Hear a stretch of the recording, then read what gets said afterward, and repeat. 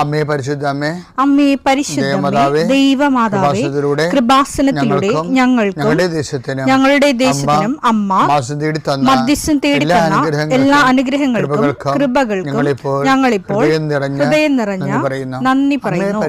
അമ്മേ പരിശുദ്ധമ്മേ ദൈവമാതാവേ, 2004 ഡിസംബർ 7 ഉച്ചകഴിഞ്ഞ് 2:30 കൃപാസനത്തിൽ സംഭവിച്ച അമ്മയുടെ പ്രത്യക്ഷപ്പെടലിനെ കുറിച്ച് തിരുസഭയ്ക്ക് സമർപ്പിച്ചിരിക്കുന്ന പഠനരേഖകളുടെ മേൽ സഭാത്മകമായ പഠനം ആരംഭിക്കുവാൻ ഞങ്ങൾ പ്രാർത്ഥിക്കുന്നു. അമ്മേ പരിശുദ്ധമേ, ഭൂസ്വർലോകങ്ങളുടെ രാജ്ഞിയായ അങ്ങേയ്ക്ക് ഭൗമസംരക്ഷണത്തിനായി പ്രപഞ്ചപ്രകൃതിയെ തന്നെ തിരുസഭ പ്രതിഷ്ഠിക്കുവാൻ ഈ പ്രത്യക്ഷീകരണം വഴി ഇടയാക്കണമേ. പരിശുദ്ധമേ, ജപമാല മാതാവേ, സകല കൃപാസനം പ്രാർത്ഥനയോടും ചേർത്ത് ഞങ്ങളിപ്പോൾ പ്രാർത്ഥിക്കുന്ന ഈ കുടുംബത്തിന്റെ പ്രത്യേക നിയോഗം പറ മക്കളെ.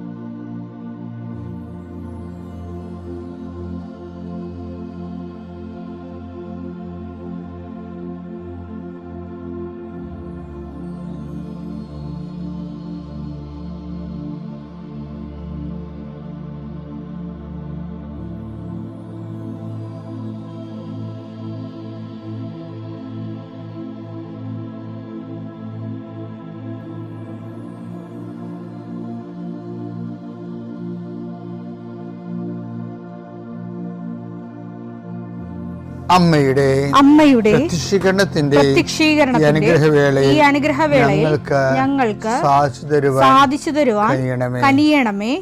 ആമേൻ. വിശ്വാസ പ്രമാണം. സർവശക്തനായ പിതാവും ആകാശത്തിന്റെയും ഭൂമിയുടെയും സൃഷ്ടാവുമായ ദൈവത്തിൽ ഞാൻ വിശ്വസിക്കുന്നു. അവിടുത്തെ ഏകപുത്രനും ഞങ്ങളുടെ കർത്താവുമായ ഈശോമിശിഹായിലും ഞാൻ വിശ്വസിക്കുന്നു. ഈ പുത്രൻ പരിശുദ്ധാത്മാവിനാൽ ഗർഭസ്ഥനായി കന്യകാമറിയത്തിൽ നിന്ന് പിറന്ന് പൊന്തിയോസ് പീലാത്തോസിന്റെ കാലത്ത് പീഡകൾ സഹിച്ച് കുരിശിൽ തറയ്ക്കപ്പെട്ട് മരിച്ച് അടക്കപ്പെട്ട് പാതാളങ്ങളിൽ ഇറങ്ങി മരിച്ചവരുടെ ഇടയിൽ നിന്ന് 3-ാം നാൾ ഉയർത്ത് സ്വർഗത്തിലേക്ക് എഴുന്നള്ളി സർവശക്തിയുള്ള പിതാവായ ദൈവത്തിന്റെ വലതുഭാഗത്തിരിക്കുന്നു. അവിടെ നിന്ന് ജീവിക്കുന്നവരെയും മരിച്ചവരെയും വിധിക്കുവാൻ വരുമെന്നും ഞാൻ വിശ്വസിക്കുന്നു. പരിശുദ്ധാത്മാവിലും ഞാൻ വിശ്വസിക്കുന്നു. വിശുദ്ധ കത്തോലിക്കാ സഭയിലും പുണ്യവാന്മാരുടെ ഐക്യത്തിലും പാപങ്ങളുടെ മോചനത്തിലും ശരീരത്തിന്റെ ഉയർപ്പിലും നിത്യമായ ജീവിതത്തിലും ഞാൻ വിശ്വസിക്കുന്നു. ആമേൻ. സുഖസ്ഥനായ ഞങ്ങളുടെ പിതാവേ, അങ്ങയുടെ നാമം പൂജിതമാകണമേ. അങ്ങയുടെ രാജ്യം വരണമേ. അങ്ങയുടെ തിരുമനസ് സ്വർഗത്തിലെ പോലെ ഭൂമിയിലും ആകണമേ. അന്നു വേണ്ടുന്ന ആഹാരം ഇന്ന് ഞങ്ങൾക്ക് തരണമേ. ഞങ്ങളോട് തെറ്റ് ചെയ്യുന്നവരോട് ഞങ്ങൾ ക്ഷമിക്കുന്നത് പോലെ ഞങ്ങളുടെ തെറ്റുകൾ ഞങ്ങളോടും ക്ഷമിക്കണമേ. ഞങ്ങളെ പ്രലോഭനത്തിൽ ഉൾപ്പെടുത്തരുതേ, തിന്മയിൽ ഞങ്ങൾ രക്ഷിക്കണമേ. ആമേൻ. നന്മ നിറഞ്ഞ മറിയമേ, സ്വസ്തി. കർത്താവ് അങ്ങയുടെ കൂടെ സ്ത്രീകളിൽ അങ്ങ് അനുഗ്രഹിക്കപ്പെട്ടവളാകുന്നു. അങ്ങയുടെ ഉദരത്തിൻ ഫലമായി ഈശോ അനുഗ്രഹിക്കപ്പെട്ടവനാകുന്നു. പരിശുദ്ധ മറിയമേ, തമ്പുരാന്റെ അമ്മേ, പാപികളായ ഞങ്ങൾക്ക് വേണ്ടി ഇപ്പോഴും ഞങ്ങളുടെ മരണസമയത്തും തമ്പുരാനോട് അപേക്ഷിക്കണമേ. ആമേൻ. കർത്താവേ, നിന്റെ ഉന്നതമായ നാമത്തിന് സ്തോത്രം ചെയ്യുന്നു. കർത്താവേ, നിന്റെ വിശുദ്ധ പൗരോഹിത്യത്തെ മഹത്വപ്പെടുത്തണമേ. കർത്താവേ, സഭയിലുള്ള സാന്നിധ്യം പ്രകടമാക്കണമേ. 39 വർഷം ഞാൻ അർപ്പിച്ച കൃപാന്റെ യുഗതിയാൽ കൃപാസ്ഥാനത്താറെ ജീവനോടെ പ്രത്യക്ഷപ്പെട്ട പരിശുദ്ധ അമ്മയുടെ മാധ്യസ്ഥത്താൽ പിതാവിൻ്റെയും പുത്രൻ്റെയും പരിശുദ്ധാത്മാവിൻ്റെ നാമത്തിൽ ഞാൻ നിങ്ങളെ ആശീർവദിക്കുന്നു. ഈ മക്കളുടെ ഡോക്യുമെൻറ്റുകളെല്ലാം ഞാൻ ആശ്രയിച്ച് പ്രാർത്ഥിക്കണേ ചെയ്യും.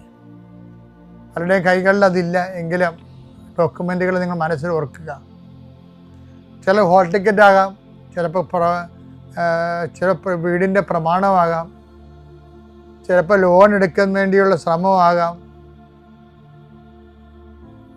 വസ്തു കൈമാറുന്നതിന് വേണ്ടിയുള്ള തടസ്സമാകാം. വസ്തു വിൽക്കുകയും വാങ്ങുകയും ചെയ്യുന്നവരുണ്ട്. വൃക്ഷങ്ങൾ വിൽക്കുന്നവരുണ്ട്, മൃഗങ്ങളെ വിൽക്കുന്നവർ വാങ്ങുന്നവരുണ്ട്. ആ എല്ലാ മേഖലകളും ചെറിയ ചെറിയ കടകമ്പോളങ്ങൾ കൊണ്ടും വലിയ ഏജൻസികൾ കൊണ്ടും ജീവിക്കുന്നവരുണ്ട്. ഇന്ന് നിങ്ങൾ കടന്നു പോകുന്ന വിഷയങ്ങൾ, ഇന്ന് ചെയ്തു തീർക്കേണ്ട ഉത്തരവാദിത്തങ്ങളുടെ മേൽ കർത്താവ് ഏറ്റെടുക്കട്ടെ എന്ന് പ്രാർത്ഥിക്കുന്നു. വിദ്യാർത്ഥികളെന്ന രീതിയിലും ജോലിക്കാരെന്ന രീതിയിലും മറ്റു മാനുവൽ ലേബേഴ്സ് ചെയ്യുന്ന എല്ലാവർക്കും, കൂലിവേലകളെല്ലാം ചെയ്യുന്ന ആൾക്കാർക്കും അവരുടെ മേലെല്ലാം രോഗമായിട്ടും പ്രയാസമായിട്ടും പണിപ്പാട്ടിൽ പ്രശ്നങ്ങളൊക്കെ ആയിട്ട് ജീവിക്കുന്നവരുണ്ട്. അവിടെ മനസ്സെല്ലാം മാറ്റി പ്രതിയോഗികൾ നിന്നിൽ ആശ്രയിക്കുന്നവനെ ജീവിച്ചു പോകാനുള്ള സാഹചര്യം ഉണ്ടാകാൻ ഇടയാക്കണമെന്ന് പ്രാർത്ഥിക്കുന്നു. കടമ്പകൾ കടന്നിട്ട് വേണം പല ഫയലുകളും ഒപ്പിടാനും പല വിഷയങ്ങൾക്കും തീർപ്പാക്കാനും. അങ്ങനെ കടമ്പകൾ കടന്നു പോകാൻ അശക്തമായിട്ടുള്ള എല്ലാ മേഖലകളെയും കർത്താവ് ഏറ്റെടുക്കട്ടെ. രോഗപീഠകൾ വലയുന്നവരെ അവരുടെ ശരീരത്തിന് വിവിധ ഭാഗങ്ങളിൽ കൈകൾ വെച്ചുകൊണ്ട് പ്രാർത്ഥിക്കുക. എൻ്റെ കർത്താവിൻ്റെ ഉന്നതമായ നാമത്തിൽ സഭയുടെ അധികാരത്തിൽ കുരിശടയാളത്തിൽ കൃപാസനത്താറെ ജീവനോടെ പ്രത്യക്ഷപ്പെട്ട മാതാവിൻ്റെ മധ്യസ്ഥത്തിന് രോഗപീഠകളെ ഈശ്വനാമത്തിൽ സൗഖ്യം പ്രാപിക്കട്ടെ. ഇന്ന് നമ്മൾ ധ്യാനിക്കുന്ന വിഷയം 1 യോഹന്നാൻ 2:5. എന്നാൽ അവന്റെ വചനം പാലിക്കുന്നവനിൽ സത്യമായും ദൈവസ്നേഹം പൂർണ്ണത പ്രാപിച്ചിരിക്കുന്നു. എന്തെന്നാൽ അവൻ്റെ വചനം പാലിക്കുന്നവരിൽ ദൈവസ്നേഹം പൂർണ്ണത പ്രാപിച്ചിരിക്കുന്നു. ഉടമ്പടി എന്ന് പറഞ്ഞാൽ എന്താ? ശരിക്കും പറഞ്ഞാൽ അവൻ പറയണത് പോലെ ചെയ്യുകയാണ്. അത് തന്നെയാണ് ഈ 1 യോഹന്നാൻ 2:5 പറയണത്. എന്താ പറയണത്? അതായത് അവൻ്റെ വചനം പാലിക്കുന്നതിൽ ഒരു വ്യക്തിക്ക് എന്താ സംഭവിക്കണത്? ഉടമ്പടിയിലൂടെ ജീവിതം പുനഃക്രമീകരിച്ച് കഴിഞ്ഞ് ദൈവത്തിൻ്റെ വചനം പാലിച്ചു കഴിയുമ്പോൾ എന്ത് പറ്റും? ദൈവസ്നേഹം നമ്മളിൽ പൂർണ്ണത പ്രാപിക്കും. അപ്പോൾ ഉടമ്പടി ലക്ഷ്യം എന്താ? ദൈവസ്നേഹം നമ്മളിൽ പൂർണ്ണത പ്രാപിക്കാൻ വേണ്ടി ഞാൻ എന്തിനാണ് ഉടമ്പടി എടുക്കണമെന്ന് ചോദിച്ചാൽ നിങ്ങൾ ഉടനെ പറയണം നിങ്ങൾ ജപ്റ്റ് മാറാനാണ്, അല്ലെങ്കിൽ ജോലി കിട്ടാനാണെന്ന് പറയരുത്. മനുഷ്യന്മാർ ചിലപ്പോൾ അങ്ങനെ ധരിച്ചോട്ടെ, പക്ഷെ നിങ്ങൾ ദൈവത്തോട് പറയണത് എന്തിനാണെന്ന് അറിയുന്നത്? എന്നിൽ അവൻ പറയണ പോലെ ചെയ്തുകൊണ്ട് യോഹന്നാൻ 2:5 അനുസരിച്ചുകൊണ്ട് ദൈവസ്നേഹം പൂർണ്ണത പ്രാപിക്കാനാണ് ഞാൻ ഉടമ്പടി എടുക്കണത്. അതാണ് എൻ്റെ സത്യം. അപ്പോൾ നിങ്ങൾ ഓരോ ദൈവ സ്നേഹത്തിൻ്റെ പ്രവർത്തികൾ ചെയ്യുമ്പോൾ ഉടനെ നിങ്ങൾ ചിന്തിക്കേണ്ടത് എന്താണ്? ദൈവസ്നേഹത്തിൻ്റെ പൂർണ്ണതയിലേക്ക് ഞാൻ വളർന്നുകൊണ്ടിരിക്കുകയാണ്. അവിടെ ഇവിടെ പ്രകാരമുള്ള സുവിശേഷ പ്രവർത്തനങ്ങളും കാരുണ്യ പ്രവർത്തികളും ആത്മീയ പ്രവർത്തനങ്ങളും എല്ലാം ചെയ്യണത് എന്താണ്? അവസാനം ഓൾ റോഡ്സ് ടു റോം എന്ന് പറഞ്ഞ പോലെ എല്ലാ റോഡുകളും റോമിലേക്ക്. എല്ലാ ഉടമ്പടിയുടെ എല്ലാ അനുസാരികളുടെയും ആത്യന്തിക ലക്ഷ്യം എന്താണ്? ദൈവസ്നേഹം നമ്മളിൽ പൂർണ്ണത പ്രാപിക്കുക. ഈശോമിശിഹായ്ക്ക് സ്തുതിയായിരിക്കട്ടെ. ആദ്യം തന്നെ അമ്മ മാതാവ് വഴി ഈശോ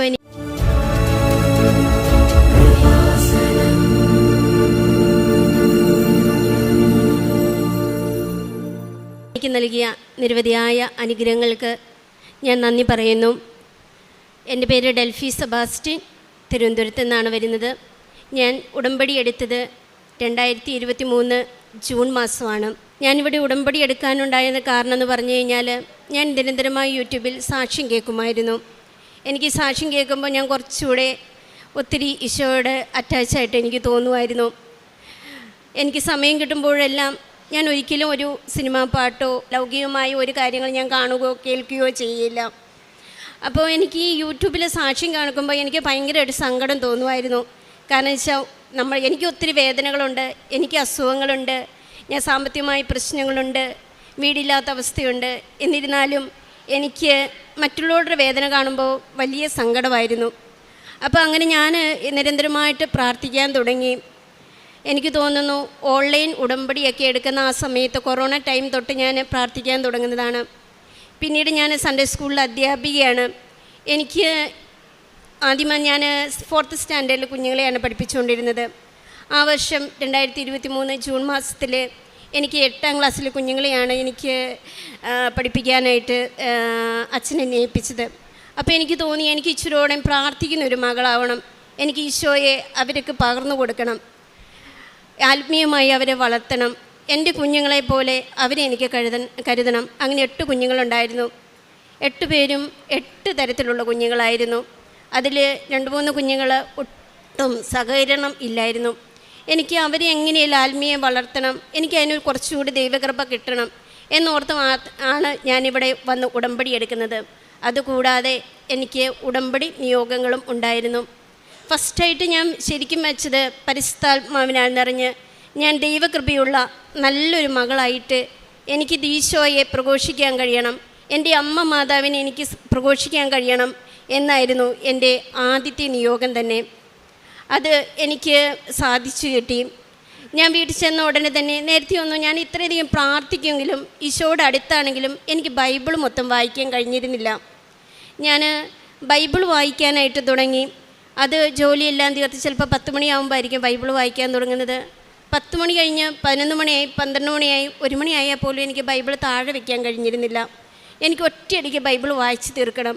എനിക്ക് എന്തോ ഒരു കഥപുസ്തകം വായിക്കുന്ന ഒരു പ്രതീതിയായിരുന്നു ബൈബിൾ വായിക്കുമ്പോൾ. ഞാൻ ഓർത്തു എനിക്ക് എന്താ സംഭവിക്കുന്നത്. ഇടയ്ക്ക് എൻ്റെ ഹസ്ബൻഡ് വഴക്ക് പറയും, നിനക്ക് പ്രഷർ കൂടും, ഉറക്കമില്ലാത്ത അവസ്ഥ വരും എന്ന് പറഞ്ഞ്. പക്ഷേ എനിക്ക് രാവിലെ ക്ഷീണമൊന്നും ഇല്ലായിരുന്നു. ആ സമയത്ത് എനിക്ക് ജോലിയില്ലായിരുന്നു. പകൽ സമയത്ത് ഞാൻ വീട്ടിലെ ജോലികളൊക്കെ ചെയ്യും. അങ്ങനെ ഞാൻ ബൈബിളെല്ലാം വായിച്ചു തീർന്നു. ഈശോയോട് ഒത്തിരി അടുത്തു.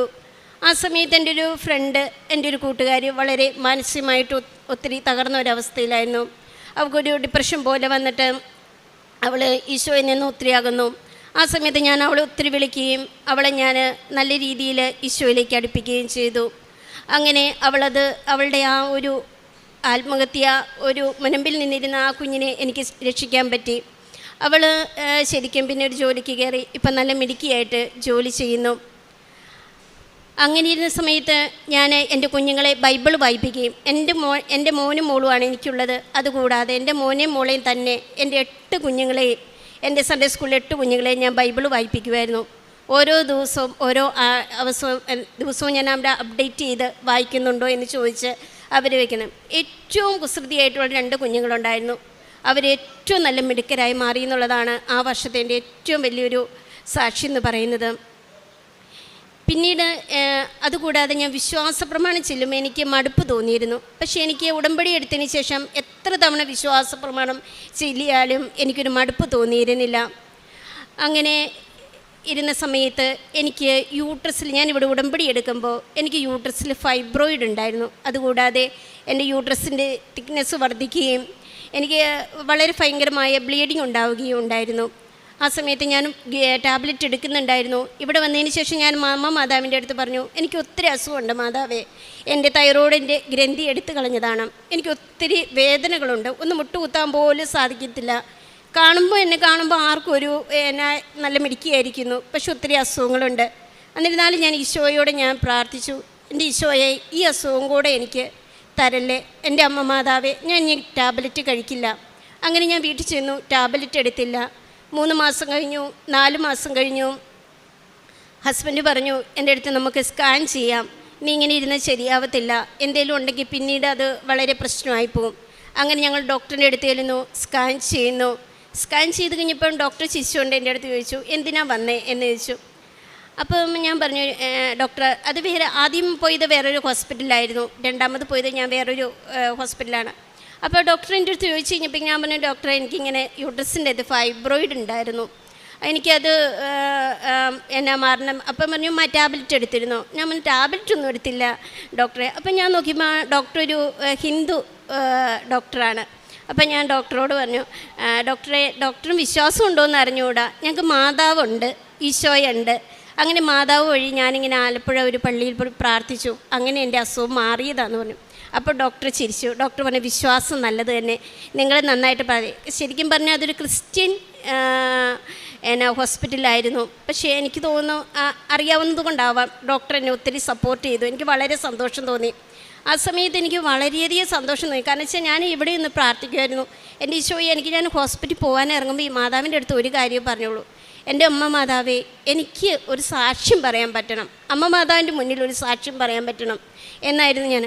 പക്ഷേ ഈ സാക്ഷ്യം പറയാനൊക്കെ ഞാൻ കുറച്ച് താമസിച്ച് പോയിട്ടോ. കാരണം വെച്ചാൽ അത് കഴിഞ്ഞ് ഹസ്ബൻഡാണ് ഉടമ്പടി എടുത്തത്. പല പ്രാവശ്യം വന്നെങ്കിലും തിരക്കും എല്ലാ കാര്യങ്ങളും കൊണ്ട് എനിക്ക് സാക്ഷ്യം പറയാൻ സാധിച്ചില്ല. അത് ഞാൻ അമ്മ മാതാവിന് ഒത്തിരി നന്ദി പറയുന്നു. പിന്നീട് എനിക്ക് കിട്ടിയ അനുഭവം എന്ന് പറയുന്നത് എനിക്ക് ജോലിയാണ്. ജോലി എന്ന് പറഞ്ഞാൽ ഞങ്ങൾ ശരിക്കും ഇടുക്കി അടിമാലി എന്ന സ്ഥലത്താണ്. ഞങ്ങൾ ട്രിവാൻഡ്രത്ത് വന്നിട്ട് 5-8 വർഷമായി.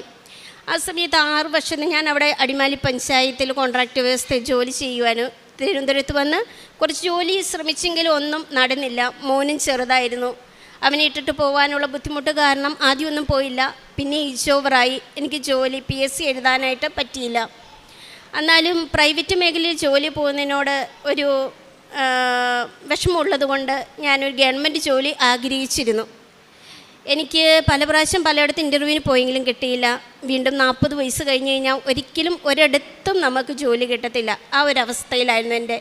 എന്നാലും ഞാൻ ഈശോയോട് പറഞ്ഞു, എനിക്ക് ദൈവഹിതമാണെങ്കിൽ എനിക്ക് ഈശോയെ പ്രഘോഷിക്കാൻ ഒരിടം വേണം. അപ്പം എനിക്ക് അങ്ങനെ ഒരു ജോലി വേണം എൻ്റെ ഈശോയെ എന്ന് ഞാൻ പ്രാർത്ഥിച്ചിരുന്നു. ആ സമയത്ത് എന്നാലും എൻ്റെ പ്രാർത്ഥന ജീവിതത്തിന് ഒരിക്കലും മുടക്കം വരാത്തൊരു ജോലി എനിക്ക് തരണമെന്ന് ഞാൻ ആഗ്രഹിച്ചു. ആ സമയത്ത് അവിടെ തിരുവനന്തപുരത്ത് തന്നെ വളരെ ഒരു വലിയൊരു ഇൻസ്റ്റിറ്റ്യൂട്ടായ വൈറോളജി ഇൻസ്റ്റിറ്റ്യൂട്ട് അവിടെ അപേക്ഷ ക്ഷണിക്കുകയും ഏജ് വെക്കാതെ തന്നെ അവിടെ ഒരു നോട്ടിഫിക്കേഷൻ വരികയും ഞാൻ ആ ഇൻ്റർവ്യൂവിൽ പങ്കെടുക്കുകയും എന്നെ അവിടെ അവർ സെലക്ട് ചെയ്യുകയും ചെയ്തു. എനിക്ക് വളരെയധികം ഭയങ്കര ഒരു ഇതായി. എനിക്കൊരിക്കലും ജോലി കിട്ടില്ല എന്ന് വിചാരിച്ചൊരു സ്ഥലത്ത് എനിക്ക് അവിടെ ജോലി കിട്ടി. അവിടെ നല്ലൊരു പോസ്റ്റിൽ തന്നെ എനിക്ക് ജോലി ലഭിക്കുകയുണ്ടായി. അവിടെ ചെന്നപ്പോൾ 6 വർഷത്തെ ഒരു ഗ്യാപ്പ് എന്ന് പറയുന്നത് കമ്പ്യൂട്ടറിൻ്റെ ഒരു കുറച്ചൊക്കെ വികസനം ഉണ്ടായ ഒരു സമയത്ത് ഞാൻ 6 വർഷത്തെ ഒരു ഇതാണ്. അപ്പോൾ എനിക്ക് ഭയങ്കര ബുദ്ധിമുട്ടായിരുന്നു. എനിക്കിതെല്ലാം ചെയ്യാൻ പറ്റുമോ? ഇത്രയും വലിയൊരു സ്ഥാപനം എനിക്ക് ഈ പോസ്റ്റിൽ നന്നായിട്ട് ജോലി ചെയ്യാൻ പറ്റുമോ എന്നോർത്ത് ഭയങ്കര ഒരു വിഷമം ഉണ്ടായിരുന്നു. ആ സമയത്ത് ഞാൻ അമ്മ മാതാവിനെ കൂട്ടുപിടിച്ചു. അമ്മ മാതാവേ, എൻ്റെ കൂടെ വന്നിരിക്കണേ, എൻ്റെ കൂടെ സഹായിക്കണേ. ചെന്ന സമയത്ത് അവിടെ നല്ല തിരക്കായതുകൊണ്ട് ആർക്കും എനിക്കൊന്നും പറഞ്ഞു തരാനോ അവിടുത്തെ രീതികൾ പറഞ്ഞു തരാനോ ഒന്നും പറ്റുന്നില്ല. ഞാൻ അമ്മ മാതാവിനോട് പറഞ്ഞു, എനിക്ക് ആരുമില്ല, അമ്മ മാതാവ് തന്നെ എല്ലാം പറഞ്ഞു. പെട്ടെന്ന് തന്നെ ഞാൻ അതെല്ലാം അവിടുത്തെ രീതികളെല്ലാം പഠിക്കുകയും കമ്പ്യൂട്ടറിലെല്ലാം ചെയ്യാൻ പഠിക്കുകയും ഫയലിങ്ങും എല്ലാ കാര്യങ്ങളും പഠിക്കുകയും 1 മാസം കൊണ്ട് എനിക്ക് വലിയൊരു ഡ്യൂട്ടി എന്നെ ഏൽപ്പിക്കുകയും അത് ഭംഗിയായിട്ട് ഇന്ന് വരെ എനിക്ക് ചെയ്യാൻ സാധിക്കുകയും ചെയ്തു. അവിടെയൊക്കെ ആണെങ്കിലും ഞാൻ വളരെ സൈലൻ്റാണ്. എനിക്ക് ഈശോയെ പ്രഘോഷിക്കാൻ യാതൊരു കൂട്ടുകെട്ടിലും ഞാൻ ഇതുവരെയായിട്ടും അവിടെ ഈ 2 വർഷം ആകുന്നു ഞാനിപ്പം ജോലിക്ക് കയറിയിട്ട്. എന്നിരുന്നാൽ പോലും എല്ലാവരോടും നന്നായിട്ട് പെരുമാറുവാനും യാതൊരു കൂട്ടുകെട്ടുകളിലും മറ്റുള്ളവർ കുറ്റങ്ങൾ പറയുന്നവരുടെയും കാങ്കിലും ചെന്നുപെടാതെ എൻ്റെ അമ്മ മാതാവ് എന്നെ കാത്തുരക്ഷിക്കുന്നു. അതിന് ഞാൻ അമ്മ മാതാവിന് നന്ദി പറയുന്നു. പിന്നെ 3ാമത് എനിക്ക് കിട്ടിയ ഒരു അനുഗ്രഹം എന്ന് പറയുന്നത്, ഞങ്ങൾ താമസിക്കുന്ന വീട് അവിടെ ഞങ്ങൾ വാടകയ്ക്കായിരുന്നു താമസിച്ചുകൊണ്ടിരുന്നത്. അവിടെ നമുക്ക് പൈപ്പ് വെള്ളമുണ്ട്, കിണർ വെള്ളമുണ്ട്. ശരിക്കും പറഞ്ഞാൽ കിണർ വെള്ളം എന്ന് പറഞ്ഞാൽ ഭയങ്കര എനിക്കിഷ്ടമായിരുന്നു. അങ്ങനെയാണ് ഞങ്ങൾ ആ വീട് എടുക്കാൻ തന്നെ കാരണം. ആ കിണർ വെള്ളം ഒരു തവണ നല്ല വേനൽ വന്നപ്പോൾ ഒരു മാർച്ച് മാസത്തിൽ ശരിക്കും പറഞ്ഞാൽ വെള്ളം വറ്റി. ആ സമയത്ത് എനിക്ക് ഭയങ്കര സങ്കടമായി. പൈപ്പ് വെള്ളം ഉണ്ടെങ്കിലും നമ്മൾ ഇത് ശീലിച്ചുകൊണ്ട് കിണർ വാട്ടർ ശീലിച്ചുകൊണ്ട് എനിക്കത് വേണമെന്ന്. അപ്പം ഞാനിങ്ങനെ ഈശോയോട് ഇങ്ങനെ പറഞ്ഞു, എൻ്റെ ഈശോയെ വെള്ളം തീർന്നല്ലോ, ഇനി എന്താ ചെയ്യുക? ഞാൻ ഉടനെ കിണറ്റിൻ്റെ അടുത്ത് പോയി ഉടമ്പടി ഉപ്പെടുത്തിട്ട് ഞാൻ വിശ്വാസപ്രമാണം ചൊല്ലി ഞാൻ കിണറ്റിലിട്ട് പ്രാർത്ഥിച്ചു. ഞങ്ങൾക്ക് 2 ടാങ്കുണ്ട്. താഴത്തെ നിലയിൽ ടാങ്ക്, മേളത്തെ നിലയിൽ ടാങ്ക്. താഴത്തെ നിലയിലെ ടാങ്ക് പകുതി മോട്ടർ അടിക്കുമ്പോൾ പകുതി ആകുമ്പോഴേക്കും അത് മോട്ടർ നിന്ന് പോകുമായിരുന്നു. ഞാൻ വിശ്വാസപ്രമാണം ചൊല്ലി പ്രാർത്ഥിച്ചു. എന്നിട്ട് ഞാൻ ധൈര്യപൂർവ്വം വൈകിട്ടായപ്പം, ഉച്ചയ്ക്ക് ആണ് ഞാനിത് ചെയ്തത്, വൈകിട്ടായപ്പോഴേക്കും ഞാൻ മോട്ടർ അടിച്ചു, വെള്ളം നിറഞ്ഞു, മുകളിലത്തെ ടാങ്ക് നിറഞ്ഞു, വെള്ളം നിറഞ്ഞു കവിഞ്ഞു. ശരിക്കും പറഞ്ഞു കഴിഞ്ഞാൽ എന്താ സംഭവിക്കുന്നത് എനിക്ക് മനസ്സിലായില്ല. പിന്നീട് ഒരിക്കലും ഇത്രയും വർഷമായിട്ട് ഇപ്പം ഞങ്ങൾ ആ വീട്ടിൽ നിന്ന് പോന്നു. ടൗണിൽ കവടിയാർ എന്ന് പറഞ്ഞ സ്ഥലത്താണ് താമസിക്കുന്നത്. എന്നിരുന്നാൽ പോലും ഞങ്ങൾ അടുത്ത് അവരുടെ വീട്ടിൽ പോകാറുണ്ട്. ആ വീട്ടിൽ അവർ പറയും, ഇതുവരെയായിട്ടും ഇത്രയും കടുത്ത വേനലുണ്ടായി കഴിഞ്ഞ വർഷം, എന്നിട്ട് പോലും ആ കിണറ്റിൽ വെള്ളം പറ്റിയില്ല. അങ്ങനെ ഉടമ്പടി ഉപ്പും തൈലവും ഒത്തിരി എന്നെ സഹായിച്ചിട്ടുണ്ട്. ചെറിയ ചെറിയ അസുഖങ്ങളാണെങ്കിലും എല്ലാം വരുമ്പോൾ ഞാൻ അമ്മ മാതാവിന് ഉടമ്പടി തൈലം എടുത്ത് പറ്റും, വേദനകളപ്പം അപ്രത്യക്ഷമാവും. അങ്ങനെയായിരുന്നു എനിക്ക്. ഉടമ്പടി ഉപ്പാണെങ്കിലും ഞാൻ എപ്പോഴും എൻ്റെ കയ്യിൽ കരുതും. എനിക്കൊരു അസ്വസ്ഥത വരുമ്പോൾ എനിക്ക് പെട്ടെന്ന് ടെൻഷൻ കയറും. എനിക്ക് ആരെങ്കിലും ഒന്ന് വഴക്ക് പറഞ്ഞാൽ പോലും എനിക്ക് പെട്ടെന്ന് ടെൻഷൻ കയറും. അപ്പം ഞാൻ ശരിക്കും പറഞ്ഞു ഉടമ്പടി ഉപ്പെടുത്തിട്ട് വായിലിടും. പെട്ടെന്ന് ചങ്കിൻ്റെ ഒരു ഭാരം ഒന്ന് ഒഴിഞ്ഞു പോകുന്ന പോലെ എനിക്ക് തോന്നാറുണ്ട്. അത് ശരിയാണ്. എന്തോ ഒരു ശക്തി, എന്തോ ഒരു പവർ, ഈശോയുടെ ശക്തി ആ ഉടമ്പടി ഉപ്പിനുണ്ടെന്ന് ഞാൻ വിശ്വസിക്കുന്നു. അങ്ങനെ ഒത്തിരി നിരവധിയായ അനുഗ്രഹങ്ങൾ അമ്മ മാതാവ് വഴി ഈശോ നൽകിയിട്ടുണ്ട്. ഈ അനുഗ്രഹങ്ങൾക്കെല്ലാം ഞാൻ ഈശോയോടും അമ്മ മാതാവിനോടും നന്ദി പറയുന്നു. പിന്നെ പ്രേക്ഷിത പ്രവർത്തനം, നമ്മൾ ടൗൺ ഏരിയയിലാണ് താമസിക്കുന്നതുകൊണ്ട് കൂടുതൽ സ്ഥലത്തൊന്നും പോയി നമുക്ക് പരിചയമില്ലാത്തതുകൊണ്ട് ഒത്തിരി പ്രേക്ഷിത പ്രവർത്തനം ചെയ്യാൻ സാധിച്ചില്ലെങ്കിലും ഞങ്ങൾ മെഡിക്കൽ കോളേജുകളിലും ജില്ലാ ഹോസ്പിറ്റലുകളിലൊക്കെ ഞങ്ങൾ പോയിട്ടുണ്ട്. സാധിക്കുന്ന വിധത്തിലൊക്കെ ഞങ്ങൾ അവർക്ക് ക്യാഷ് കൊടുക്കുകയും അവരോട് സംസാരിക്കുകയും ചെയ്തിട്ട്, ചില ആൾക്കാരോട് നമ്മൾ ക്യാഷ് കൊടുത്തിട്ട് ചോദിക്കുക, ചിലപ്പോൾ ഞങ്ങളുടെ കയ്യിൽ വലിയ ക്യാഷ് ഇല്ലാതിരിക്കുന്ന സമയത്തായിരിക്കും, നമ്മൾ റെൻറ്റിനാണ് താമസിക്കുന്നത്, കുഞ്ഞുങ്ങളെ പഠിപ്പിക്കാൻ ഒത്തിരി ബാധ്യതകളൊക്കെ ഉള്ളതുകൊണ്ട് ഞങ്ങളിങ്ങനെ ചെല്ലും, ഞങ്ങളുടെ കയ്യിലുള്ള പൈസ കൊടുത്താൽ അപ്പോൾ അവർ പറയും ഞങ്ങൾക്കിപ്പം പൈസ ആവശ്യമില്ല, ഞങ്ങൾ വേറെ ആർക്കെങ്കിലും കൊടുത്തോ. അങ്ങനെ ശരിക്കും പറഞ്ഞു കഴിഞ്ഞാൽ അർഹതപ്പെട്ടവർക്ക് ശരിക്കും ഞാൻ ഇറങ്ങുമ്പോൾ ഞാൻ പ്രാർത്ഥിക്കും, എൻ്റെ ഈശോയെ അർഹതപ്പെട്ടവർക്ക് എനിക്ക് ഈ സഹായം കൊടുക്കാനായിട്ട് സാധിക്കണമെന്ന് ഞാനിപ്പോഴും പ്രാർത്ഥിക്കാറുണ്ടായിരുന്നു. അങ്ങനെ ശരിക്കും പറഞ്ഞാൽ അർഹതപ്പെട്ടവർക്ക് കൊടുക്കാനായിട്ട് എനിക്ക് സാധിക്കുന്നുണ്ടായിരുന്നു. ഞാനും എൻ്റെ ഹസ്ബൻഡും ഒരുമിച്ച് പോയാട്ടോ ചെയ്യുന്നത്. അതുപോലെ ഞങ്ങൾ തെരുവോരങ്ങളിലും വഴിയോരങ്ങളിലൊക്കെ ഇരിക്കുന്ന ആൾക്കാർക്ക് ഭക്ഷണം കൊടുക്കുകയും ഭക്ഷണം ഉണ്ടാക്കി കൊടുക്കും, പിന്നെ അതുകൂടാതെ മേടിച്ചു കൊടുക്കും. ഞങ്ങൾ പറ്റാവുന്ന പോലെ സഹായങ്ങൾ ചെയ്യാറുണ്ട്. ഇത്രയൊക്കെ പ്രേക്ഷിത പ്രവർത്തനമാണ് ഞങ്ങൾ ചെയ്യാറുള്ളത്. പിന്നെ പത്രം വിതരണം, പത്രം ഞങ്ങൾ പള്ളികളിലാണ് സാധാരണ കൊടുത്തിട്ടുള്ളത്. എന്നിരുന്നാൽ പോലും ഞങ്ങൾ അറിയാൻ മേലാത്ത ചെറിയ പള്ളികൾ, തിരുവനന്തപുരത്തിൻ്റെ ചെറിയ ചെറിയ പള്ളികളുണ്ട്, ആരും ശ്രദ്ധിക്കപ്പെടാത്ത പള്ളികളിൽ അവിടെ പോയി കൊടുക്കും.